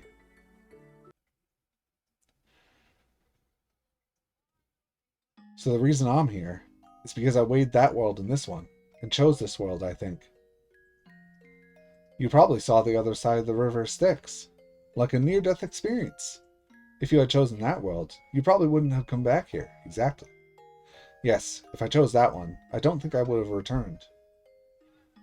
We all believed you'd come back, Rika-chan. Welcome back to hell. You believed it too. So that means our hands reached each other. I think you were doing your best to come back to us while you were asleep. What a good girl. Keiichi grinned and patted my head, but it seems like he was mistaking what I meant. I hadn't returned. I'd compared that world and this one, and chosen this one. Why had I chosen this world? Because this one was more comfortable to be in. Satsuko was always with me. Everyone in the club was here, and they were nice to me and spoiled me. But all of that was still a world built on top of everyone's sins and misfortune. In other words, I had chosen to sacrifice the others for my own happiness, but they were still happy in that other world. Shamelessly, self-centeredly, and selfishly. Everyone was fulfilled in that world, and they still are. Only I wasn't. But I knew that I, too, could be happy there if I put in the hard work. But, at the very end, I had chosen this world, the world that had Rika passed out, and probably dying, otherwise. I chose the world where I could rest on my laurels, atop the suffering and tears of my friends. That sounds like a very interesting world. Thank you. You want us all to be happy, even if it was just a dream. Rena smiled as she said that. Only she seemed to understand what I really meant by what I had said. But you know, if I got the chance to choose between those two worlds, I think this world would have been the right choice. Why? It's true that my mother's divorce was really sad for me. It changed a lot, but thanks to that, I learned a lot too. So the Rena in the other world you talked about probably isn't as human as this Rena is. You thought I was an exemplary person, even as Rena in your dream, but when I was actually Rena, I wasn't a very respectable person. What I mean is, when my mother got divorced, it was really hard and sad for me. But now I can accept it, since maybe it was just one of the trials a person has to go through in their life. It's true that the trials of life, of failure, make a person grow. Yeah, I get what Rena means too. I didn't go to Hinamizu in that world, but I was probably a total loser. I regret that incident more than anything I've ever done. I won't forget it as long as I live. I'll probably have to reflect on it until the day I die. But like Rena said, thanks to that incident, I learned a lot of important lessons. Thinking about whether there was a world where I could make it so past incidents never happened might be attractive. But I don't think about that stuff. I think they're all important foundations that pile up to make the Keiichi Maibara here today. Oh, but that goes for me as well. I was a spoiled child before. I would have stayed that way as long as Nini was here. Having a world where Nini would never leave home is indeed an attractive invitation. But staying with him and continuing to be a spoiled child would mean nothing. So I would choose this world, because now I can be proud of myself and wait for Nini to return. Do you all really think that? I worried so much, thinking I had to erase my sin. And now you're rejecting the choice of a beautiful world where those sins don't exist? Yep, I think this world is more valuable. But why? Because the future of this world was something we all worked together to achieve. The people in that world were just idling their time away, right? Idling away. But is living without sin a sin in itself? It's not. But this one is still more valuable. I think the flowers that grow up in a greenhouse without difficulty are beautiful, sure. But maybe wildflowers that withstand the wind and rain and heat and cold have something more to them than beauty. I'm only talking about how important that is. Is there a reason to be ashamed of a beat-up wildflower? But if you ask to choose whether to grow up in a greenhouse or a field... Oh, I get it. That's what you've been getting wrong all along, Rika-chan. Me? We're all wildflowers that sprout in the field, aren't we? Once you've bloomed, there's no point in comparing them to an impossible, imaginary future. Rika-chan, you're talking from the point of view of something higher than a flower, something not human. Which of those two worlds is happier? The only ones that can debate that are the gods who can go between those worlds. But for the human named Rika-chan, there's only one world. Wait. You're in both worlds, but you can't go between them. The wildflower you and the greenhouse you both exist. And I think both of them are living proudly, following the destiny of their worlds. The wildflower saying things like, I wouldn't have struggled with anything if I grew up in a greenhouse, doesn't make sense to begin with. We're all flowers. Wherever we plant our roots and sprout, we do our best to grow and bloom. Wishing you were born into a super rich family is what losers say in their sleep. If you have time to fantasize, you should start putting in effort and find a cheap supermarket so you can save up change. Yeah, Satsuko is proud of herself, so even if there was a world where she was super rich, I think you could compare them and not find either of them to be worse than the other. Well, I must say, if I had to choose, I'd prefer to be super rich. I wonder, Rika-chan, are you still having second thoughts, even after waking up in this world? Like whether this was really the right choice? Are you thinking that maybe the other one would have been good too? Those words were probably the root of these cheerless feelings. I love this world, but I couldn't help but be troubled given the depth of my own sin, of abandoning that world, and insisting everyone else be sinners. She really doesn't understand the multiple world theory. Shouldn't I have chosen that world for the sake of everyone I loved? They've unanimously decided this world was better, but in a way, it was just acceptance, since they haven't been granted the choice of selecting one of the two.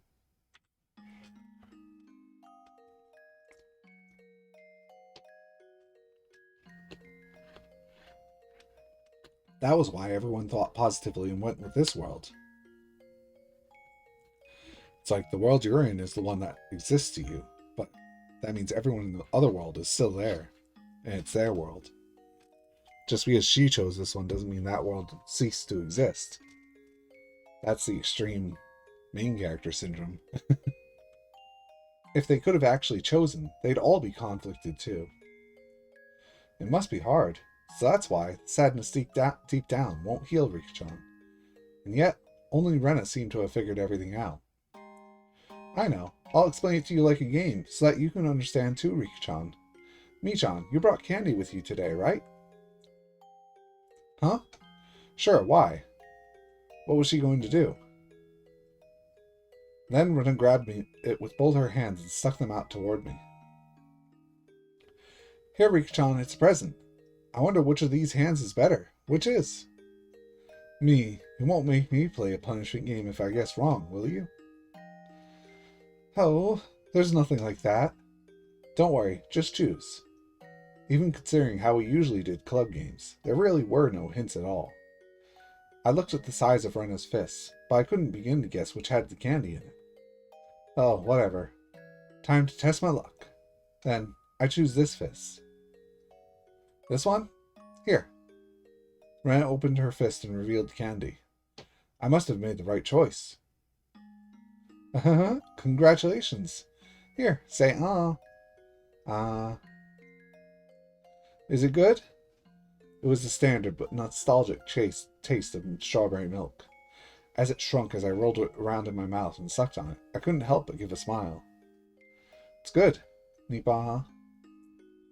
Are you happy? Then Rika-chan's world is happy. I'm really happy that I won your choice game. Victory is sweet. Hey, Rika-chan, why do you think you won? Me? Rena showed her other palm, the one I didn't choose. In her hand, she was holding 2 pieces of candy. In other words, the one I chose was wrong.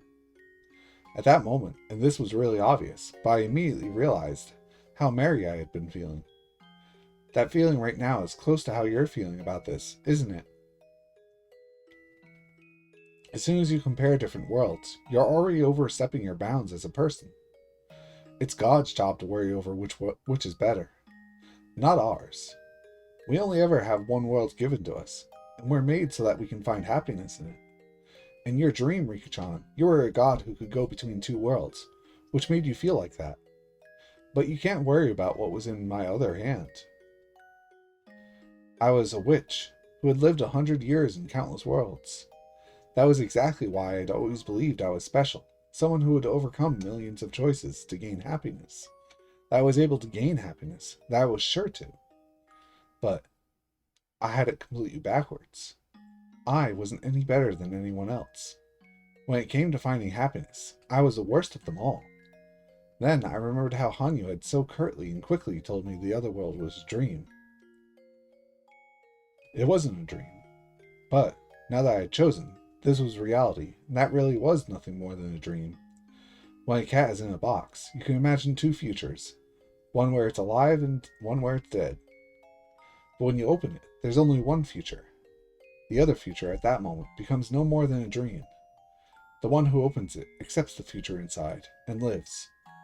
Worrying about which of the 2 futures in the box was better was a job for those who weren't human, those who could interfere with the contents. As a mere human being, I had awkwardly trodden into the world of the gods, which is why I had misunderstood some important things, wasn't it? In that world, Hanyu had regrets.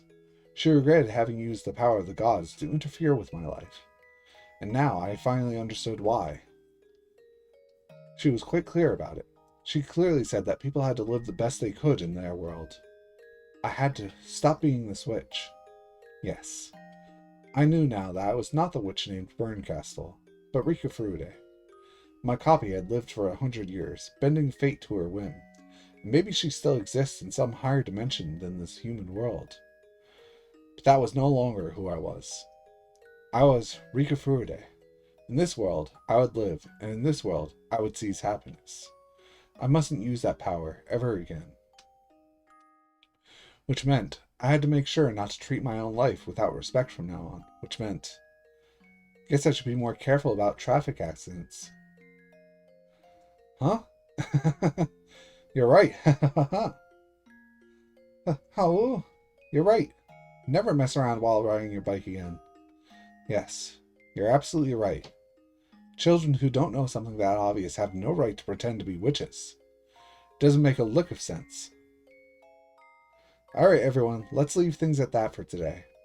Rika-chan is still very weak right now. You can all come visit again tomorrow, so let's let her have some rest. Coach appeared and clapped his hands together, but my friends weren't finished saying goodbye just yet. Rika, are you alright now? Thank you. Rena explained everything to me better than your tied-up tongue ever could. I'm okay now. The next time you lose your life, I'll have to accept that fate. Yeah, I think I'm fine with that too. Children who mess around in the road get hit by cars every day in Japan. It just happened to occur in Hinamizawa too. If I have something to be frustrated about, it's not crossing the road on a red light from now on. But are you okay with that? You used to throw tantrums about how lonely you'd be without me. I'm alright now. I made a very important friend. Really? Who is it? Introduce me. I'm not telling. Oh. I see. That means I'm Rika Furude, right? If you think so, Rika, then you are. Thank you. Thank you for what? A bunch of things. After Eri admonished everyone else, they all glumly got ready to go home. Hanyu, too, was about to disappear. But I clapped my fist into my hand, as if remembering something, and spoke to her. Hey, Hanyu! What is it? In that other world, I promised I'd fill the refrigerator with cream puffs once I returned to my original world. But that was a dream, so I can forget about it, right? Oh, you're breaking character. Rika, I'll bring you something tomorrow when we visit. Is there anything you want to eat? Rika-chan likes spicy things, doesn't she? She likes going to the Korean food fair at the department store in Gogura, doesn't she? I wonder if they sell super hot kimchi there. Oh, I want something sweet. Sweet? Okay, what kind? Let's all go buy a shortcake. The ones at Angel Mart are especially delicious.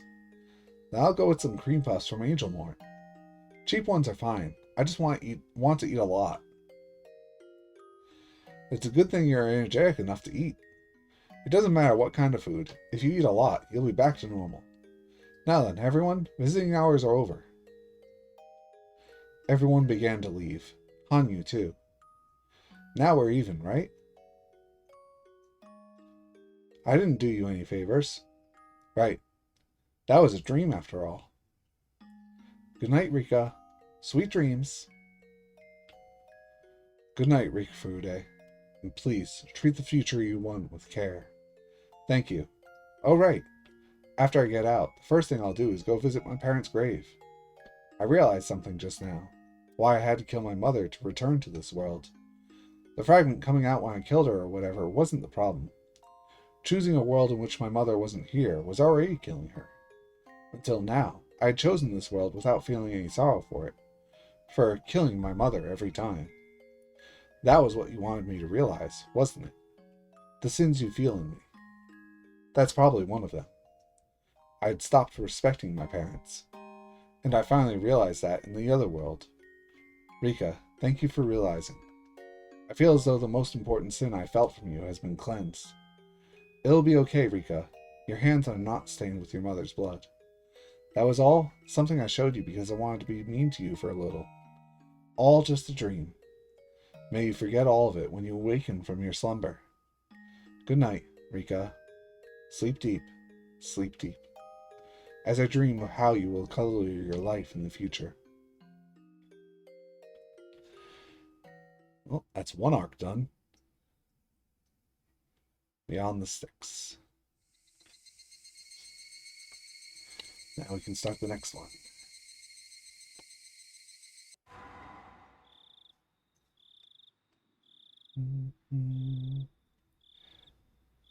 Higurashi, the strongest pursuer of love. A peculiar dispute over the precious jewels, the Magatama of Fuwarazu, jewels capable of granting mutual love that befalls the club members. So this is going to give a specific pairing. That's cool. Boing! Roo-ta-ta, run-ta-ta. You're in a good mood. You found a new pile of trash at the dam site, didn't you? Yep, that's right. I wonder what's buried in the new pile. I predict I'll find a cute little treasure. After I get home, I'm going straight there for treasure hunting. Keiichi-kun, wanna come too? Wanna come? Who, me? I still haven't finished all the comics Mion lent me. Ooh, a girl invites you out, but you'd rather read comics. How old? This is what I get for helping a friend in need during club today, huh? No, I'm sorry, I lied. I'm all for treasure hunting. Please, allow this one to accompany you on your journey. Renaissance. Club activities today could be summed up as heartless. Every man for himself. Anyone showing weakness was crushed and dropped into last place. I would gladly romp people at an advantage, and be romped when the roles were reversed. But today, luck just wasn't in my favor, and the deciding match completely backfired on me. That was when Rena had given me a little help. But you ended up in last anyway. The punishment game is this Sunday, and I can't wait. Can't wait. Ooh, you helped me so much. Now look at me. I'm worthless. In the end, I couldn't put Rena's help to good use, and that locked me in last place. But it was definitely thanks to her that I could even try going for that big deciding match to turn things around. If she hadn't helped me out, I would have lost even worse without even having that opportunity. Rena didn't have any responsibility to try and rescue me. Normally, you'd decide that if you couldn't hope for first, you could at least avoid last. If she left me alone, it would have assured my last place finish. She wouldn't gain anything from saving me aside from risk to herself, would she? And yet she'd helped me anyway. That fragment of kindness in the world of our cold, heartless club was sublime, as though the Buddha's nimbus had reached me in hell. The one rule of our club was to fight without pity or mercy. But even amidst that, Rena was the one who always held on to her kindness. She wants everyone to have a good time playing games. You think too highly of me. Rena just hates one-sided games. I mean, anyone would get sulky if they knew they couldn't make a comeback no matter how hard they fought. Well, I guess. After all, once I was locked in for the punishment game, they started taking my clothing measurements without waiting for the end. Ah, crap. What the heck do they need them for? I think you can always make a comeback, no matter how bad it gets. Or, more like, that's how the world should be. That's why Rena can't help but give a chance to people who are up a creek without a paddle. Rena, you're such a nice person. When you were weak, I knocked you out without mercy, so hearing this pricks my conscience. Rena does it because she wants to. I'm not telling you to do it too. But, well, when Rena's in a pinch, she'd be really happy if you repaid the favor. She would be. Right. I owe you one for today. Well, aside from that, I'll go treasure hunting with you once in a while. Let's meet up at the dam site? Okay, let's meet at the treasure mountain. After answering with a wide smile, Rena ran off, waving her arm. I feel like they didn't do third-person Rena speech that often. Rika! If you don't go shopping soon, you'll miss the special sales. Each customer can get 1 pack of eggs for 10 yen, and a 6-pack of toilet paper is on sale for 8 yen today, and it comes with a sample bath cleaner, and we get twice the stamps if we go before sundown. Geez, Rika, it was your turn to go shopping today. I mean, if you both go today, then that's a good bonus.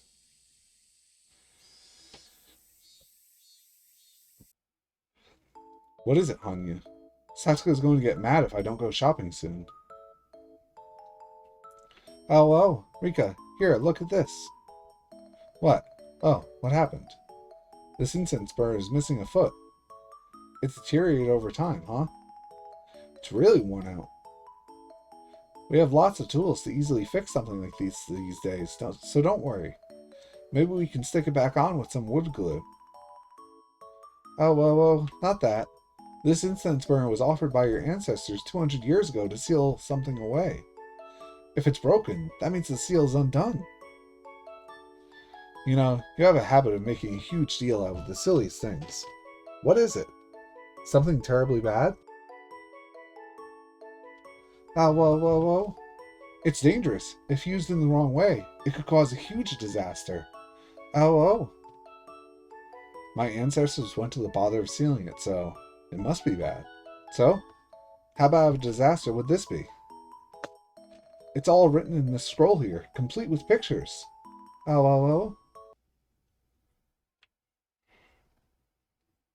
What do we have here? The calamity of the Magatama of Fuwarzu? One summer, which had come earlier than most years. The Magatama of Fuwarzu, two most valuable jewels, never to be removed from the premises, spilled into the world of men, and brought forth a most terrible disaster. The way this is written, seems like a lot of people were hurt. The Magatama of Fuwarzu are valuable jewels of hell, left behind by the savage gods. Should they appear in the human village, the hell demons shall appear, possess its people, and create a hellish portrait of pandemonium. Wait, does that mean a mass outbreak? That would be bad. It would be such a disaster that even Takano would be overjoyed. It has a wonderful power if used properly. But, well, if you use it wrong, things get this bad. It's very dangerous, so your ancestors sealed it away beyond the distant sky to place it far away from the human world.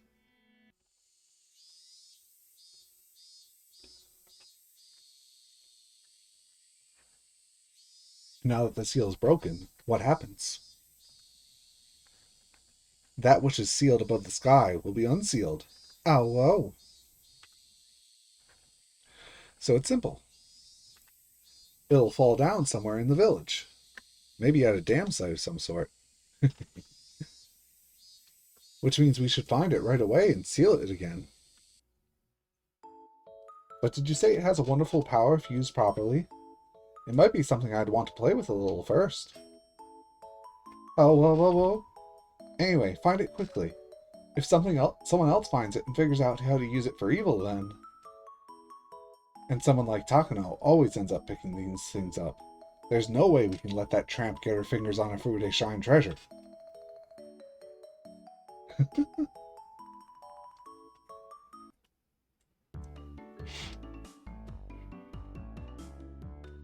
Treasure hunting. There's two fun things about it. One is obviously finding cute treasures, but do you know the other?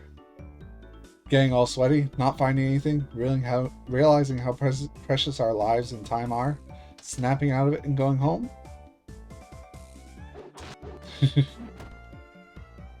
They say you don't get tired when you're having fun, but where in that slender body was Rena storing all this horsepower?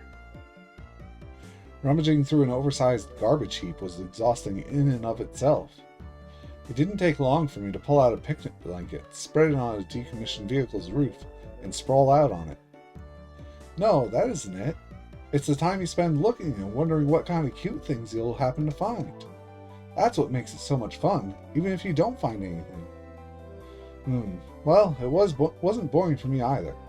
Thanks to all the work, this bottle of barley tea you brought tastes great. This is definitely better than the stuff at my house. How should I put it? It's like they smell different, or something. That's the normal kind. You just put a pack in a teapot and boil it to get the flavor. Oh, boiling it must be the secret. We just dump cold water in and put it in the fridge. I guess you don't get the flavor if you don't heat it up first. Oh, that's right, I forgot. Rena pounded her fist, then put her treasure hunting aside for the moment, and came over to me. Then she brought over a bag and took something out before unwrapping it. Why, how considerate! They're cookies! That lack of uniformity meant they had to be homemade. Did you make these yourself? I'd be glad to have some. Yep, these are great. They're leftovers from yesterday. Dad ate most of them, so there weren't many left. Rena didn't even get to have that many. I see. So I shouldn't eat them all myself. I'll just eat half. You have some too. These are cookies after my own heart. Munch, munch. This flavor, this texture, ooh, they're extraordinary. Rena doesn't eat any, so you can eat them all, Keiichi-kun. You look so happy with them, so both Rena and the cookies she made are really happy too. Really? Guess I don't need to hold myself back. I could kill a man just to have one of these cookies. Munch, munch, munch. That's a terrible thing to say, but I'm happy. I am. This fun moment sitting together. Going with Rena on a treasure hunt was the right choice. If I only ended up shutting myself up in my room with Mion's comics, it would have been rude to the day itself. Scarlet began to creep into the sky. Flocks of birds started flying past. Maybe they were going back to their nests. Ren had already put away the cookie wrappers. It looked like it was time to go. So what did you dig up today? Hopes for tomorrow, I guess. This pile goes a lot deeper. I'm sure something will turn up. Ren can tell by the smell. How ooh. If you say something will turn up, I'm sure it will. Don't lose heart. Will it be gold or a hot spring? I can't wait. If I go treasure hunting tomorrow too, will you come with me? Me? I'll consider it if I can eat more of your homemade cookies. I didn't bake any more cookies, so I won't have them tomorrow. If I don't make cookies, you won't come? Huh? Don't look at me with those eyes. Okay, I get it. I'll help you, so don't give me that look. You'll break my glass conscience. I got Keiichi-kun to help me tomorrow. When Keiichi's with me, it's fun even if I don't find anything. Rena usually went treasure hunting alone, but she probably also had fun doing it with friends once in a while. She gave me a fresh, invigorating smile, the kind she didn't usually show anyone during club games. After that, we decided to clean up, pack up, and leave. And the moment we went up the embankment, there was a sudden, dazzling flash. Ah, my eyes! Boing! Caught those blissful smiles on candid camera. Tomitake-san, and Takuma-san too. Hello! Hello there. Jiro-san has no tact, does he? Wrecking your date like that. It wasn't a date or anything. Not a date. Right, Rena? Oh. A boy and a girl coming to an empty place like this to talk about the future? Well, that's fine. That's the kind of discussion that will strengthen the bond between you. Right, Takuma-san? Back when we first met, Jiro-san would always have the funniest, most awkward ways of asking me out. I remember one masterful excuse in particular. What was it? Whoa. Hold on there. That was my mistake. Well, Takuma-san ran off, giggling, and Tomitake-san chased after her. From afar, they looked like they had to be a great couple. They seemed mismatched at first, but they like each other a lot. Yeah, they have completely opposite personalities. Maybe they went together like the bumps and dents in puzzle pieces. Oh, just like a bump and a dent. How? What do you mean? No, I wasn't trying to say anything weird. Stop blushing. You're only making this more awkward. I wonder. Bumps and dents. Bump, dent.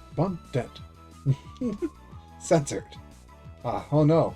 Rena's completely broken. The only way to solve this is her usual method, punching me out cold.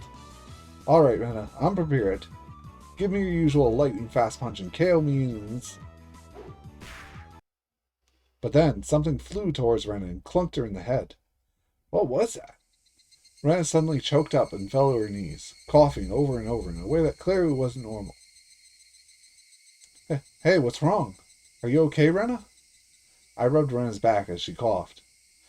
What the heck just happened? What's the matter? Are you alright, Renachan? Hang on. Can you breathe?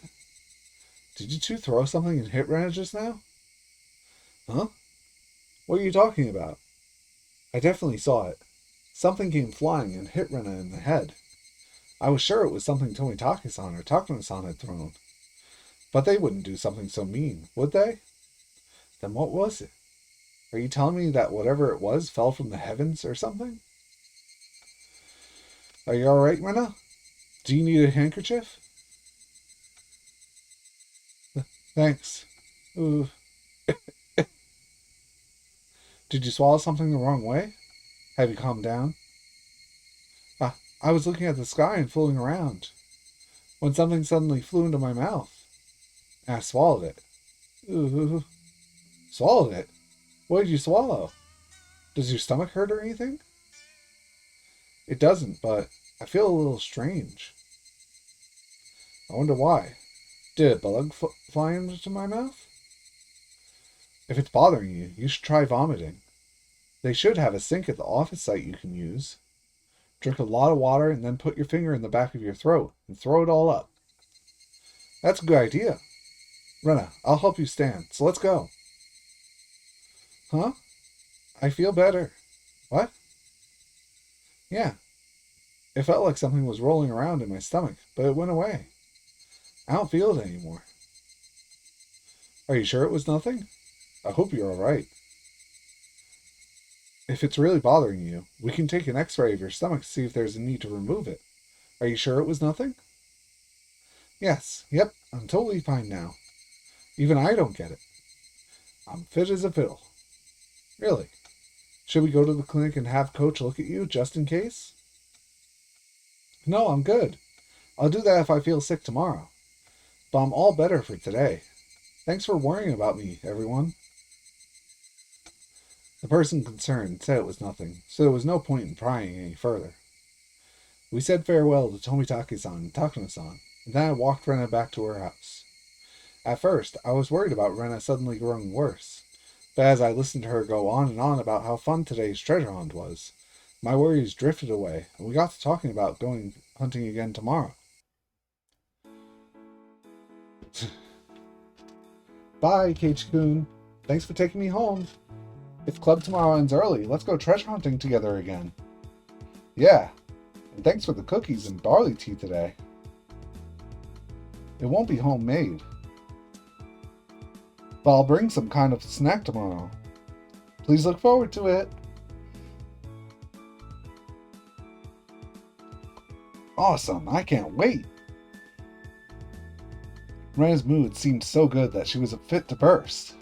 As I watched her, I completely forgot about the fuss over the foreign object earlier.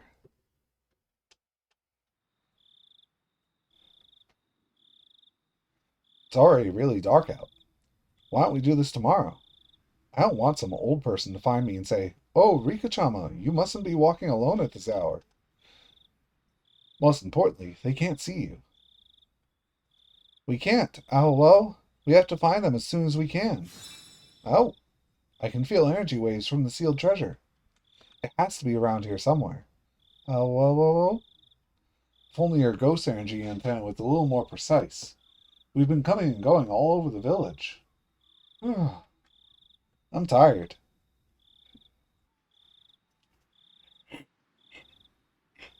You don't know the terrible power of the Magatama Fuwarazu. If you did, you might be a little more enthusiastic about this. They're mystical jewels that bind people in love, right? If you give one of the pair of red and white Magatama to your sweetheart, your love will be reciprocated. Isn't that wonderful? That's exactly why it's dangerous. The young people around here would have a big bloody war over them. One story says that a group of men started killing each other over a single maiden. It's nice being young, isn't it? But I guess you're right. They shouldn't be lying by the roadside. Perhaps once the Furude Shrine Maiden retrieves them, she'll have a little bit of fun with them before returning them to the heavens. No, you can't. Oh, well, we're getting closer. We're getting closer. Oh, whoa, whoa, whoa. Ah! Ah! I thought I saw something glimmer on the dark night road. It looked almost like luminous paint, and for a few moments the light shone weakly. Is that it? I pointed my flashlight at it and saw a small open box on its side. Though small, it had an intricate design, convincing me it would make sense if it held the Furuta Shrine's treasure. But the outside didn't matter. What mattered was the inside. Ah, empty. I see. The two Magatama, one red and one white, would sit in these dents. On the inside, it was made like a jewel box, empty save for the two depressions the Magatama probably fit into. It might be lying around nearby. Let's look for it. Why don't you use your ghost antenna? A human can't search for such a little jewel in the dark. Oh, well, I think my ghost energy transmitter is stuck on the box instead. If they're not in the box, I can't search for them. Oh. How useless. Wait, transmitter? What? I swung my flashlight about, but it was clear to me that, even if it had been daytime, we wouldn't be able to find anything in all the gravel and weeds. The magnetoma were probably only the size of candies, judging by the size of the depressions in the box. They probably flew out when the box fell out of the sky and hit the ground. And right next to the trash piles? The day it falls down this slope and into that mess, it'll be over. We'll never find it. Actually, what about Rena, Lord of the Trash Piles? The red and white jewels were called Magatamas, but the pictures of them in the scroll looked more like keyrings with seals on them.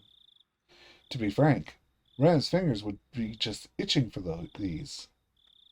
Come to think of it, Rena said she was going to stop by the landfill, didn't she? There was a new trash pile, so I think she wanted to go treasure hunting. Could Rena have picked them up? I don't know. I'll ask her at school tomorrow.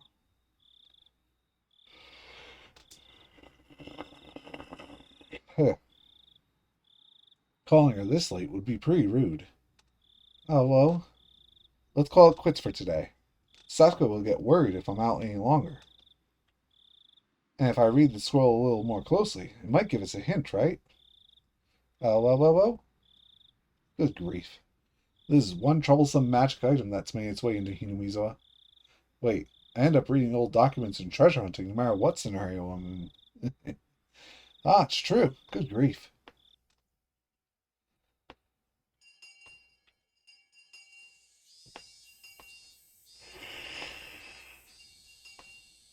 Today, our normally fun lunchtime was somehow lacking in excitement.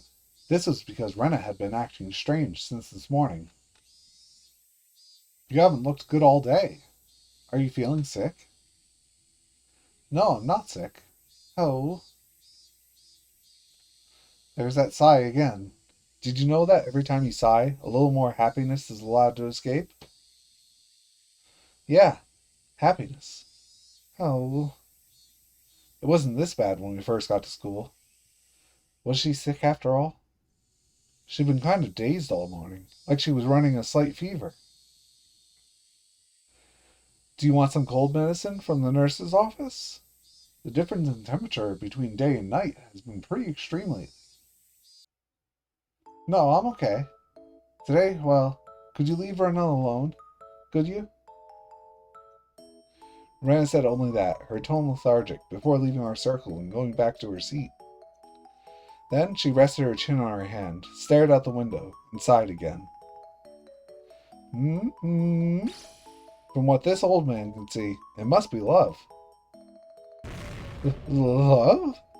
Oh, that's well. What a splendid occasion indeed. No doubt about it. Her mind's been somewhere else all day, filled with thoughts of a certain someone. Putting your chin on your hand and sighing like that, isn't that exactly what a maiden in love would do? You you think? It looks to me like, well, that she's feeling sick because she swallowed something weird yesterday. Something weird? Hmm? Yeah, yesterday, when we went treasure hunting. Something, I don't know what, fell on her. Then it popped right into her mouth and she swallowed it whole. So what, it fell from the sky? It must have been one of Cupid's arrows of love. Fell from the sky? As we were focused on our Rena discussion, Rikichan, who had secretly planted a frog toy on Satoko's seat, pricked up her cat-like ears, and turned around. Those are just human ears viewed from the side, right? I must be seeing things. It's time to feed the cat, so I'll be right back.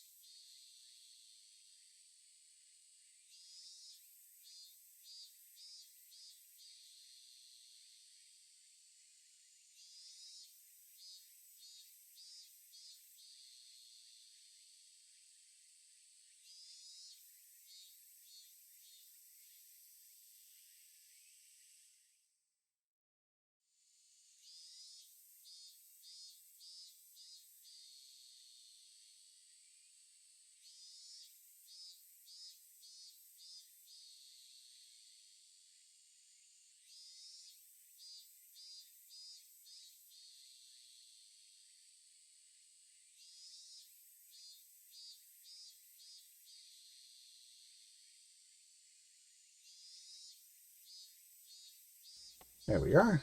We're back. Keiichi, what's wrong with Rena? Well, get this. Yesterday, she said that someone had dumped a new trash pile at the dam site, and we went treasure hunting there. The usual stupid stuff happened, and right when she looked at the sky with her mouth open wide, something fell, dropped right into her mouth, and she accidentally swallowed it whole. Something fell out of the sky into her mouth, and she swallowed it? Honey, did you hear that? That can't be. Ow, ow, ow, ow. Hanyu being invisible was convenient at times like this. As Rena breathed another sigh, her expression absent-minded, Hanyu went right up to her, held her hands above her head, and started trying to sense something. Oh, whoa, whoa, whoa, whoa. What did you just yell for? Wait, you mean...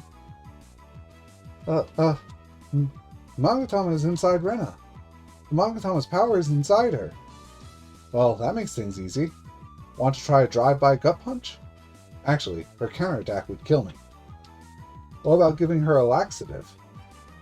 Wait, this isn't a joke? It isn't that simple, Ao. It's not even shaped like a Magatama anymore. Rena ate it, so its form lost all meaning. Now its power resides in Rena. Which means what? You can take a dose of Magatama and absorb it through digestion? What now? You were the one who created this item. Can't you do something? Who said she created it? Of course I can do something. If we get the red and white Magatama together, then bring her to my sanctuary, the Furude Shrine Grounds, I can chant a curse-removing charm and undo it. Then it's simple. Let's bring Rena to the shrine on the way home, and that'll be that. But Rena only swallowed the red Magatama. Without the white one, I can't undo the curse. Rena will fall in love with whoever picks up the white Magatama. And if the red Magatama's effects are appearing in Rena now, that means someone already did. That person is now the only thing on Rena's mind. Oh, if Rena goes out of control and does something she can't take back, a fait accompli. It'll ruin her whole life. Oh, how do you pronounce that? Accompli.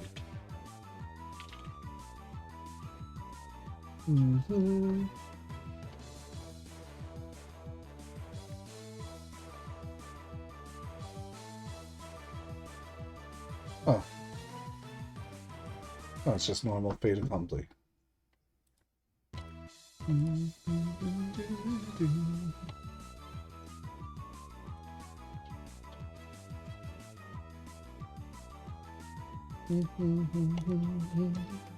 Alright, we get back. Why, you little... You made these magic items. You better take responsibility. Why the heck did you make something so dangerous? If you just use them properly, they have a wonderful effect. They can bond people in love. Oh, but they caused a huge disaster a long time ago, didn't they? Ah, I get it now. I know exactly why my ancestors sealed them away. You're such an inconvenient nuisance of a god. Well, but on the other hand, if it came undone like this, your ancestors didn't do a very good job sealing it. When they sealed it, if they'd offered stinging buns or something to me like they were supposed to, it would have made the seal stronger. Right, okay, now you said it. Offerings are important, right? And since you can't eat them, I'll eat instead. The stuff we got at 7th Mart for such a bargain yesterday, that is. The giant maximum spicy king-size kimchi. I'll make a special version just for you, where I mix together mustard and wasabi and Tabasco sauce and pour it all on top. I'll be totally okay with that, but what about you? Rika, your sense of taste is crazy. If you ate that, you'd burn your tongue off. And now I'll shove it all inside those cream puffs I got for you. Yeah! Demon, you're a demon, a brute, a monster. Stop it, stop it. Ow, ow, ow, ow, ow. It's too late to apologize. Eat this. Wait, me? Suddenly, someone picked me up by the back of my shirt. What am I, a kitten? Meow. I looked up to see Keiichi holding me. I don't get what you're floundering around for, but you know something, don't you? Something about what happened to Rena? Me? Me. We'll need someone who speaks Meeplish to translate. Which is it, yes or no? I gotta check this real quick. Japanese. Riki-chan host, Niwa. Miringo. Doka. I don't know. Back to English. Which is it, yes or no? She's faking innocence, which means she's guilty. What did you do to Rena? Guess there's no point in pretending anymore. Either way, I couldn't leave Rena like this. I confessed to them and asked for their help. Sacred Furude Shrine treasures, the Magatama of Furuarazu? Gasp. That's right. Very amazingly annoying treasures that bind people in love, whose name is said to mean not knowing discord. From the scroll's pictures, they just look like keyrings with seals on them, don't they? I agree. Even if it hadn't fallen into her mouth, knowing Rena, she would have taken them home. Why do these jewels look so adorable? Fur seals are known for their vigorous reproductive habits, so I think I've seen them used on TV to symbolize passionate love. I see. That proves that fur seals were in Japan for hundreds or thousands of years, and even introduced to the Furude Shrine. I see. These might be some real out-of-place artifacts.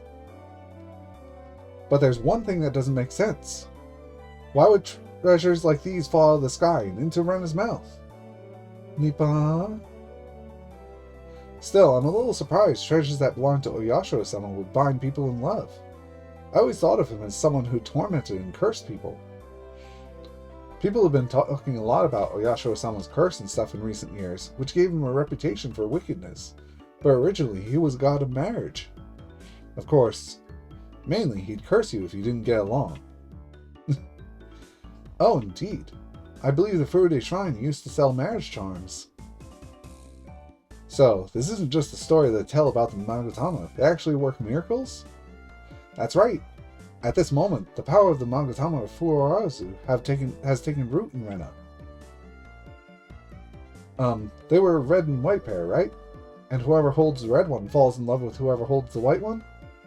Sounds way more one-sided than a mutual love. Yep. Rena swallowed the red one, so no matter who picks up the white one, she'll fall for them. Me. This is turning out to be a rather fantastic story. And to return Renaissance to normal, we need to find the white Magatama? Plus, given how she's acting, someone's already found the white one, right? If we leave this be, Rena's just going to fall deeper and deeper in love with them, regardless of how she really feels. Sounds romantic, but we have no clue what sewer the other person crawled out of. We can't have that. All anyone has to do is pick it up to steal her heart, right? That's right. They could be a child or an old person, man or a woman, it doesn't matter. To say nothing of a family member picking it up, that would be a disaster in a number of ways. Nippon? That certainly wouldn't be good. It would seem the situation calls for immediate action. It's a race against time, and it still works if you eat it, so if a dog happened to walk by and gobble it up, it would be a terrible thing. Well, that would be terrible, huh? This old man, he'll pass on that kind of thing. Why is that? Would that not keep damage to a minimum if a Rena-san could play with the dog? Satsuko is still pure. Pat, pat. Anyway, we know those Monogatama magically deceive people's hearts. We've got to do something before it's too late. Yeah, free will is important in love. You can't force it with some magic spell or another. Even though that does seem a little romantic. Anyway, let's do something before it turns into a fait accompli. If we don't, it'll become a real disaster. The problem is, who picked up the white seal? Hinamizawa may be a rural village, but if we don't know who found it, there's nothing we can do. Huh? That's the easiest part. The magic is making Rena fall in love with the person with the white Monogatama, right? That person is all she's thinking about right now. In other words, we just have to ask Rena herself. Rena! This old man wants to know. Just who is it that stole your heart, Rena? Punch. Damn, that's going along. Hospitalized Leon. I'd seen Rena go into a frenzy more than a few times before. This had to have been the longest one yet. How? I can't say it. How? Well, I figured as much. Man, she got a lot stronger. There's a lot more hits in her combo, too. I'm sure she'll be nerfed in the next patch. Nippon? It'll be fine, Mion-san. It's just not right to ask a girl who she likes so directly.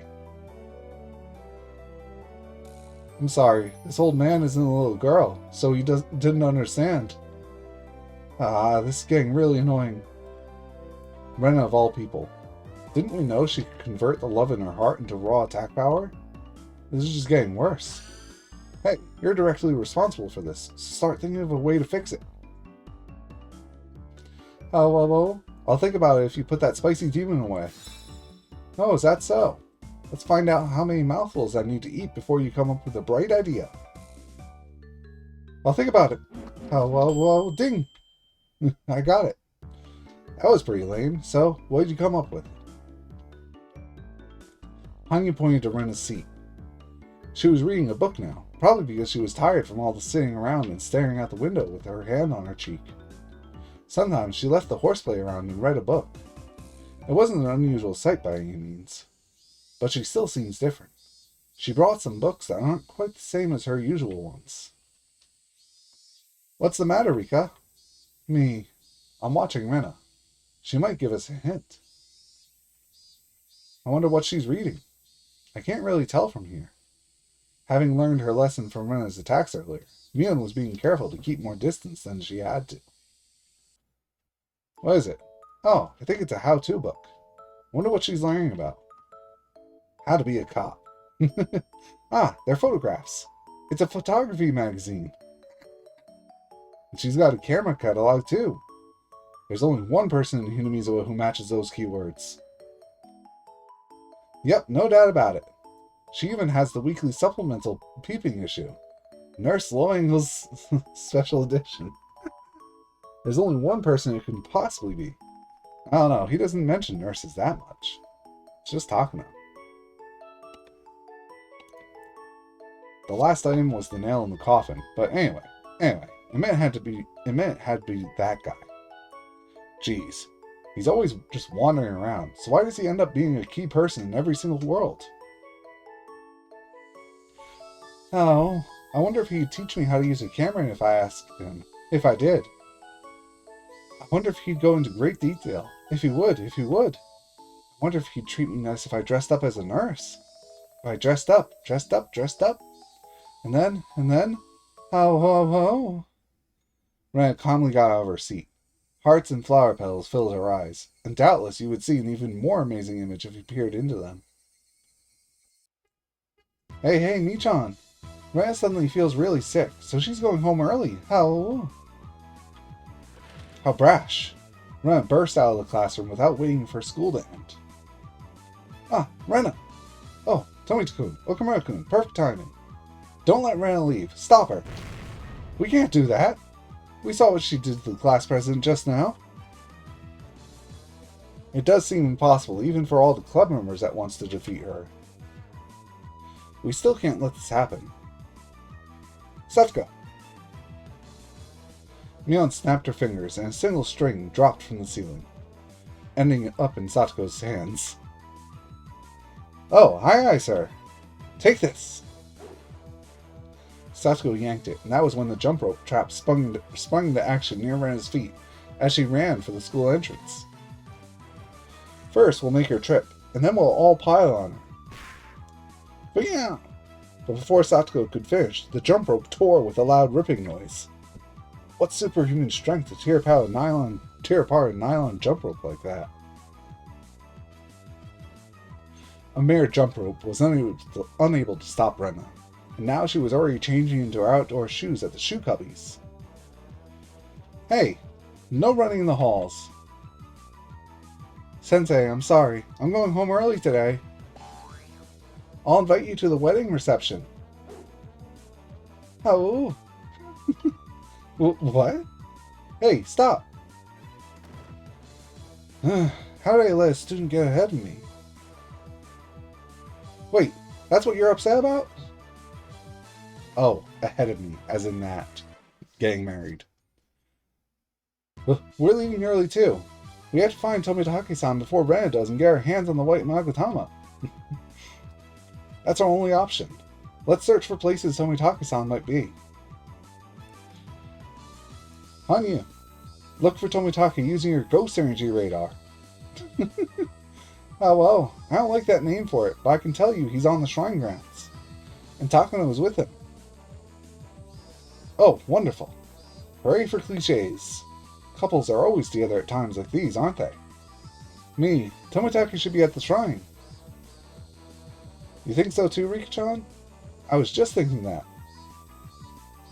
But it looks like Renaissance is thinking the same thing. She's running towards the shrine. What monstrous speed. She'll be out of sight in a flash at this rate. All we can do is chase after her. We have to do something before Rena starts hitting on Tomitake-san. When Takano gets jealous, the love triangle will be very awkward. Nippon! I don't really care if the two of them break up, but it would be terrible if she vented her anger by putting her final plans into action right away. Okay, so this is set before Watanabe 5. Rena had already vanished out of sight, but we couldn't stop here. Our only choice, like Mion said, was to chase her down as fast as we could and keep casualties to a minimum.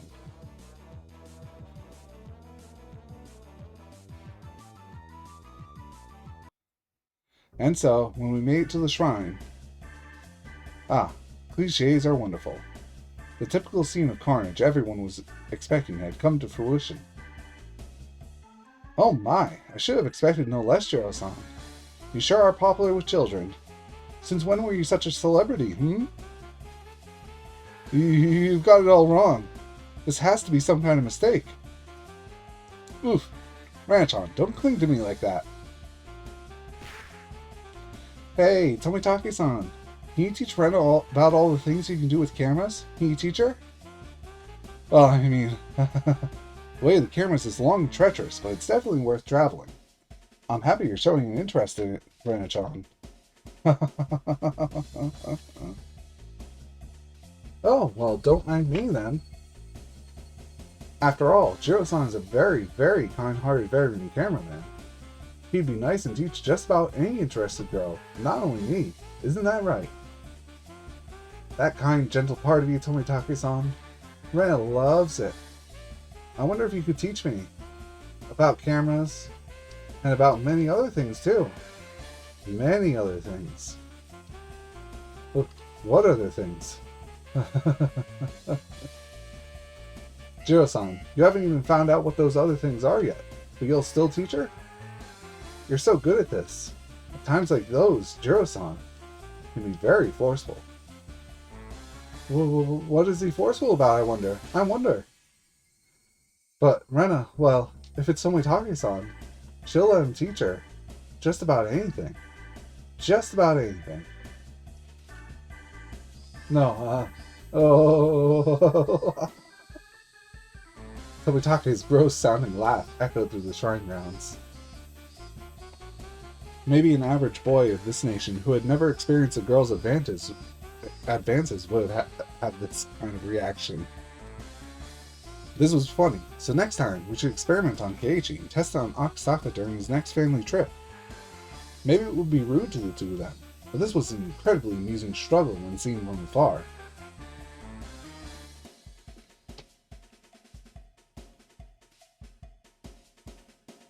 Rena! Open your eyes! Your feelings for him aren't real! Aren't real? How rude! These are Rena's true feelings! Rena realized something. Tomitake-san is really very kind. It might not mean much at all, but now that I've realized it, I can't ever forget it. I'm sure Rena is the only one who would ever appreciate his kindness. So Tomitake-san is the only one for Rena now. His brain must have been producing every single chemical that could make him feel pleasant. Tomitake made a face like he was in heaven on earth, and he stood there in a daze, a trickle of drool hanging from his mouth. Takano's expression made for a marked contrast with his, and that contrast was delightful. Tomitake-san, you can't forget about Takano-san. Are you going to abandon your own partner? That's right. I'm sorry, Ran-chan, but I already have Takano-san. So, well, I wonder what you mean by partner. You'll have to be more specific. You have to say exactly what you mean, or I won't understand. Well,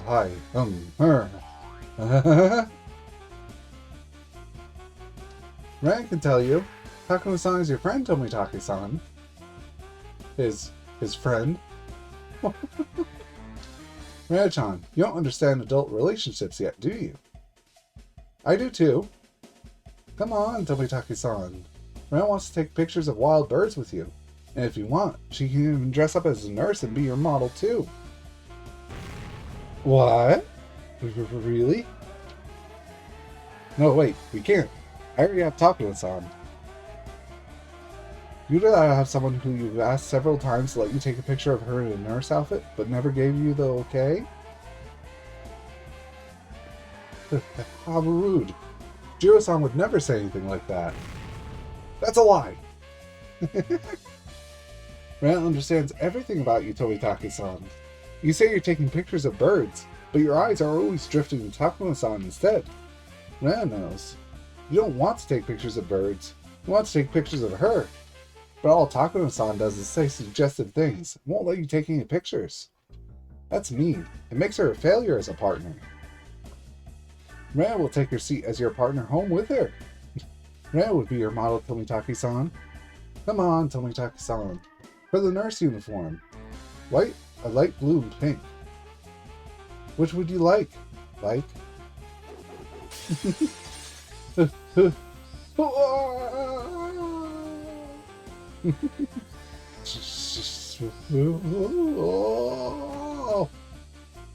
It looks like Tomitake's CPU finally experienced the thermal meltdown.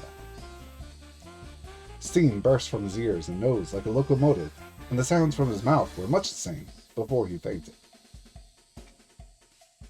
I don't care anymore. Fine, go on. Kindly teach Ran-chan all sorts of things. I don't care. I don't care. I don't care. I'm leaving. I'm leaving. We couldn't stop them from breaking up. Satsuko, aren't you ready yet? Me, I'm okay here. I'm doing it. What? Other than the mountains behind Hinamizawa, these shrine grounds were where the majority of Satsuko's traps had been set, She adjusted all their sights and aimed them at Rena. Now, fire! Huh? Rocket-like objects flew at Rena from all sides. It was a dangerous trap using remodeled bottle rockets.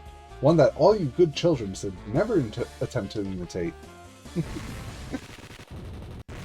Bang, bang.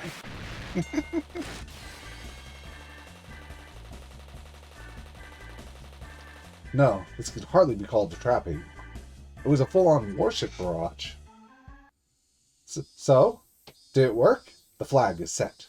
I don't think that attack is enough to stop Rena while she's gone berserk. But it's choking her.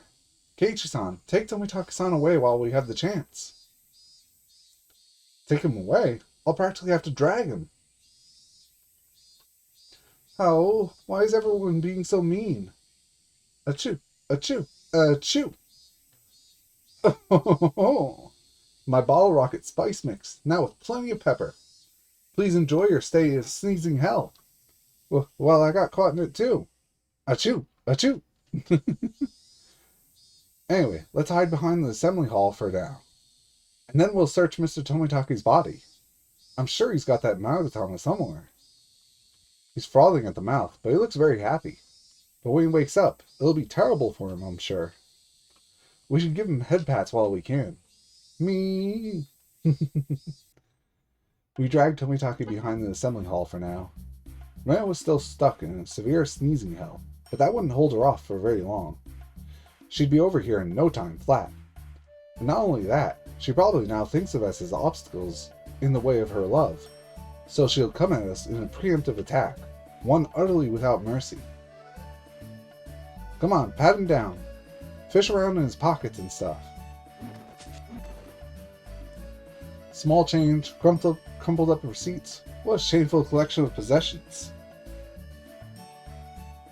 That's strange. I can't find it. Tomitake-san has it, right? Honey, you look too. We have to find it before Rena gets here. Well, of course I'm searching. But well, I can't find it either. What? If you can't find it, doesn't that mean he doesn't have it? Then why was Rena chasing Tomitake?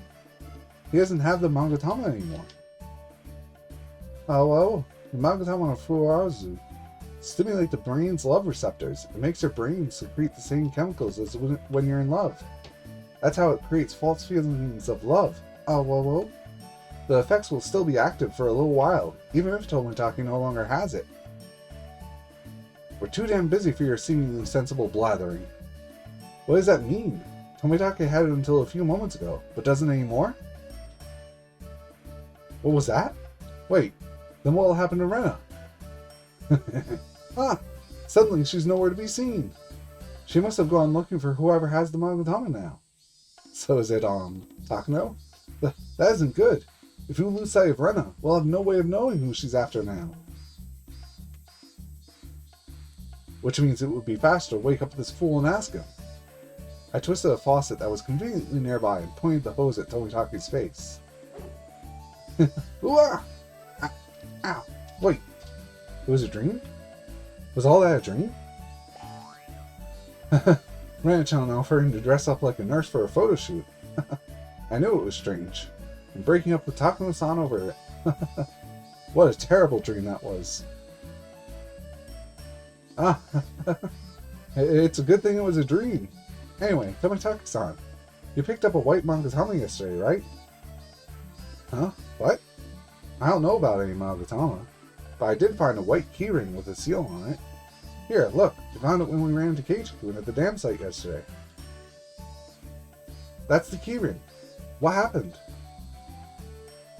Right. Well, I just gave it to Takano-san as a present. She complained about me picking it up off the ground, but she still accepted it anyway. She's really dishonest sometimes, which makes her all the more charming to me. That means it's Takano-san. Where did Takano-san just go? I think Swamp is over that way. Oh no, Rena's already heading there. I see it doesn't matter that she's a woman. What a frightening effect. This pairing is a surprise to me too. I like to laugh at the misfortune of others, but she was a club member, so we couldn't leave her be. We ran off toward the swamp. Ah, jeez. How unpleasant. How utterly unpleasant.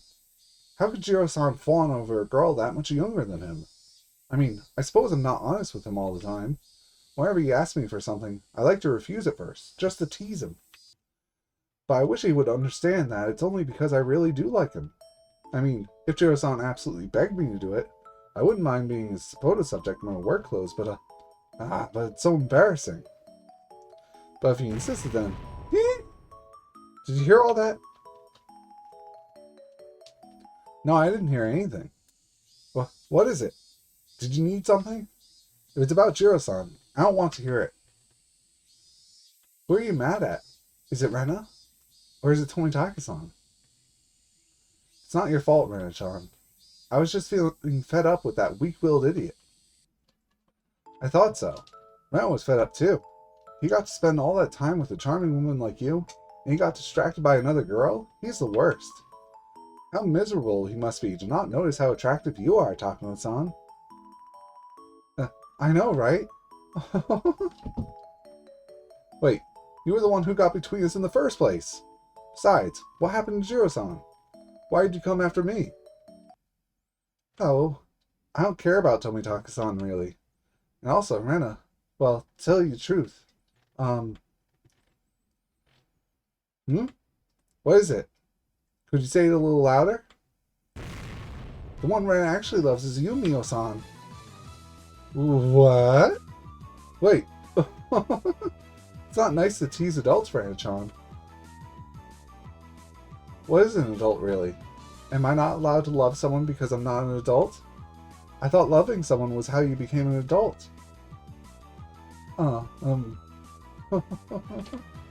Hey, don't cling to me.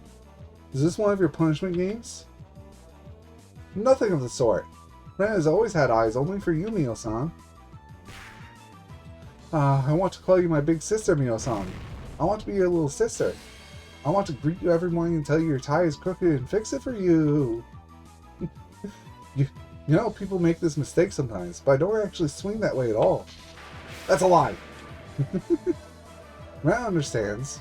I see the dirty looks you give to men. It might look like you and Tomitaki-san are in a relationship, but in reality, you're even lying to yourself. It's only so that you can fool yourself into thinking you can have a normal love. I know it eats away at you too, Mio-san.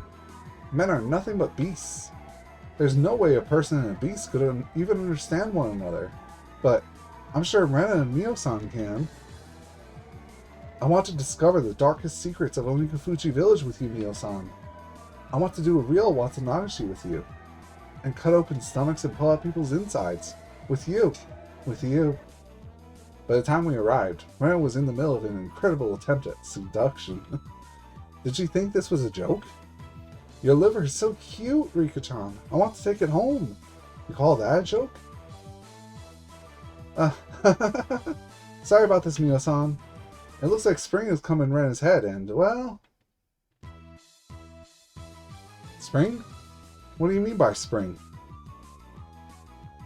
Well, everything Ren's blurting out right now has nothing to do with what she actually wants, and...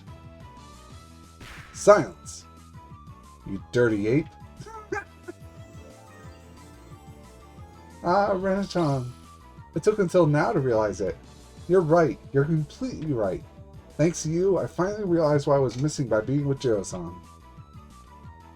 Oh, Mio-san. Hey, no hugging allowed.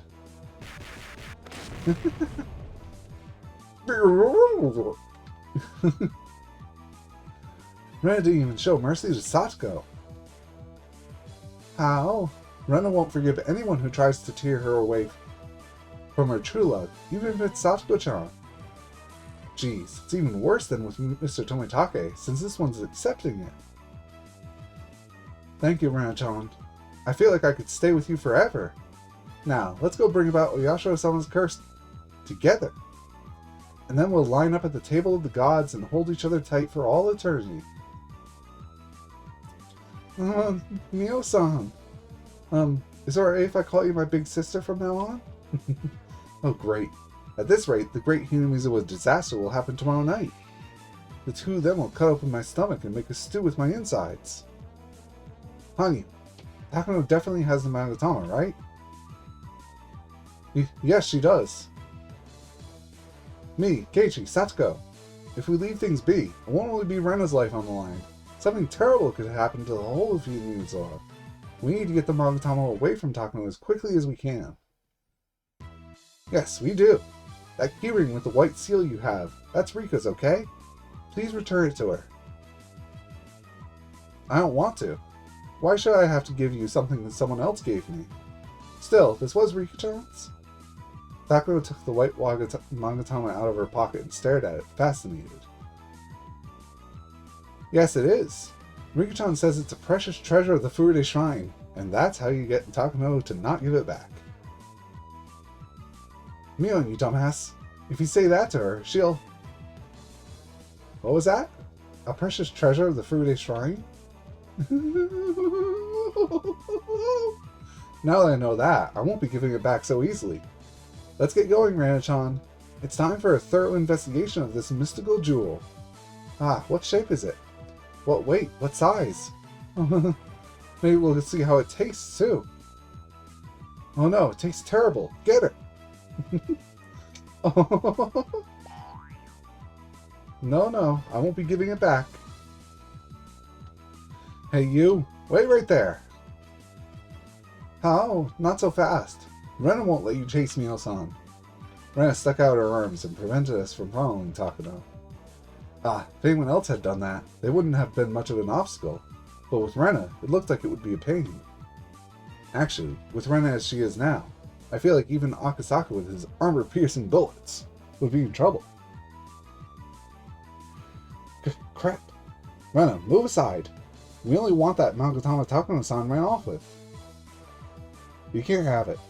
Rena Ryuga won't let a single soul get in the way of Mio-san's research. Gah, if we move into close range, Rena will have way more reach and speed. Which means we have to get her from outside her range.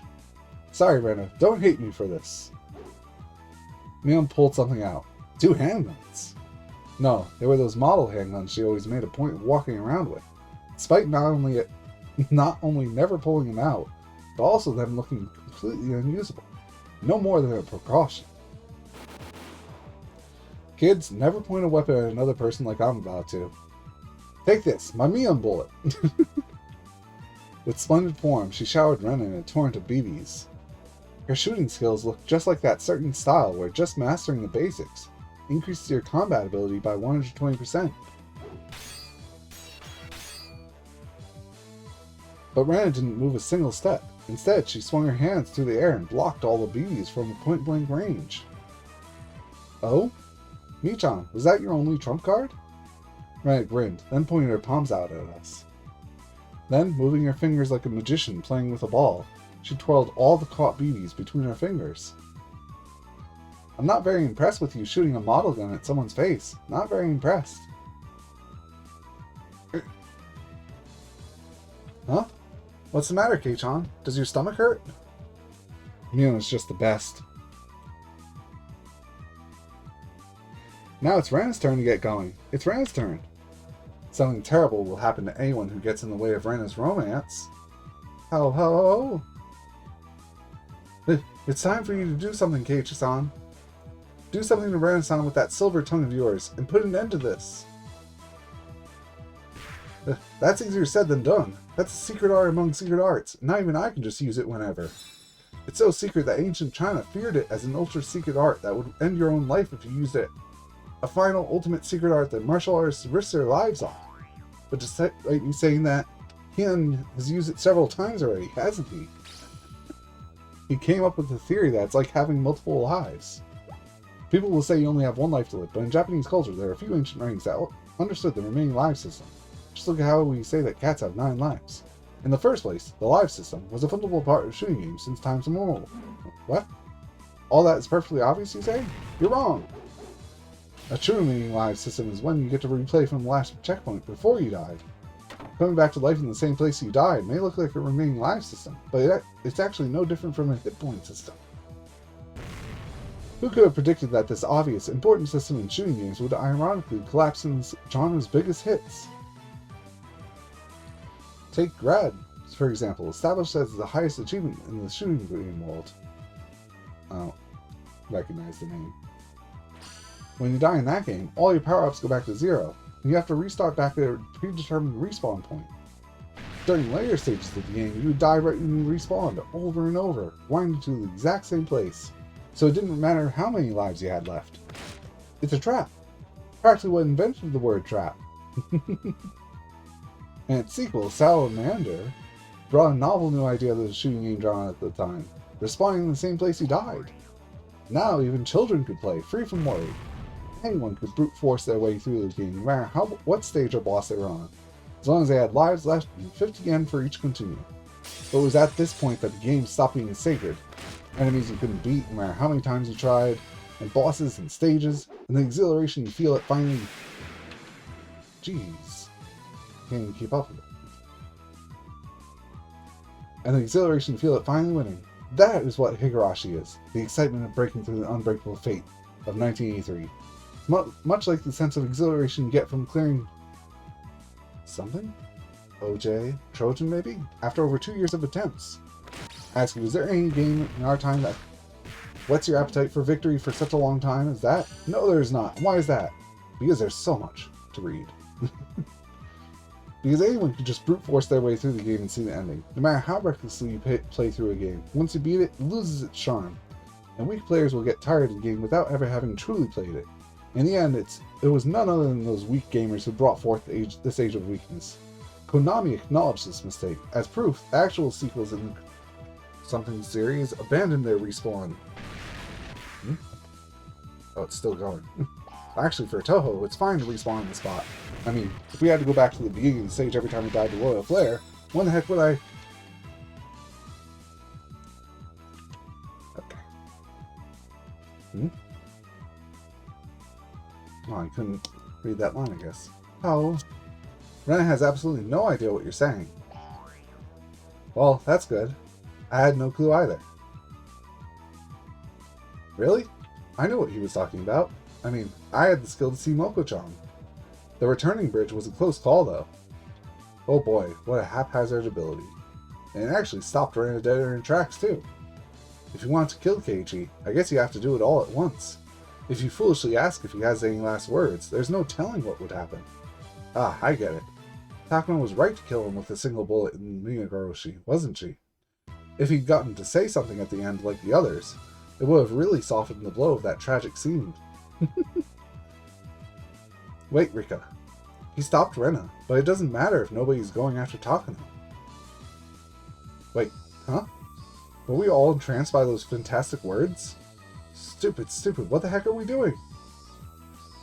Oh no, Takano-san is gone. We lost sight of her. Wait, Kei-chan, according to one of Zan-san's readme files, there's a part where he says that bombs are basically the same as remaining lives. No, those are just the modern shmup bombs that immediately make you invincible when you press the button. When bombs first appeared in Tiger Heli, it took almost a second for one to go off when you activated them. Rana doesn't really get it, but the fairies that drop items for you when you use a continue are really cute. I have absolutely no idea what any of you are talking about. Sorry, Satoko. I'm able to keep up with them. Raiden is nostalgic, too. Ah, I get it. We started with Hien and ended with Raiden, meaning we left quite a lot behind. No, wait. Takano. None of that matters. We have to go after Takano. Oh, that's right. We have to get the Magatama back. Keiichi-san, you engage Rena-san in some strange conversation for us. We're going. Is that so? Have a nice time. I wonder if something happened. Oh. Wait, Rena, do you not care about Takano-san anymore? Huh? What happened to Takano-san? How? Rena looked at us blankly. As far as I could tell from her expression, she didn't really understand what she was doing here. Could that have meant that Takano didn't have the Magatama anymore? It's highly possible. If Rena went back to normal, then the white Magatama would no longer have an owner. In the worst case, it's okay if nobody finds it, right? There's no problem as long as nobody picks it up. We can't do that. If an ant picks it up by mistake and brings it back to its hill, what will you do then? There will be an ant farm at the Ryugu residence the very next day.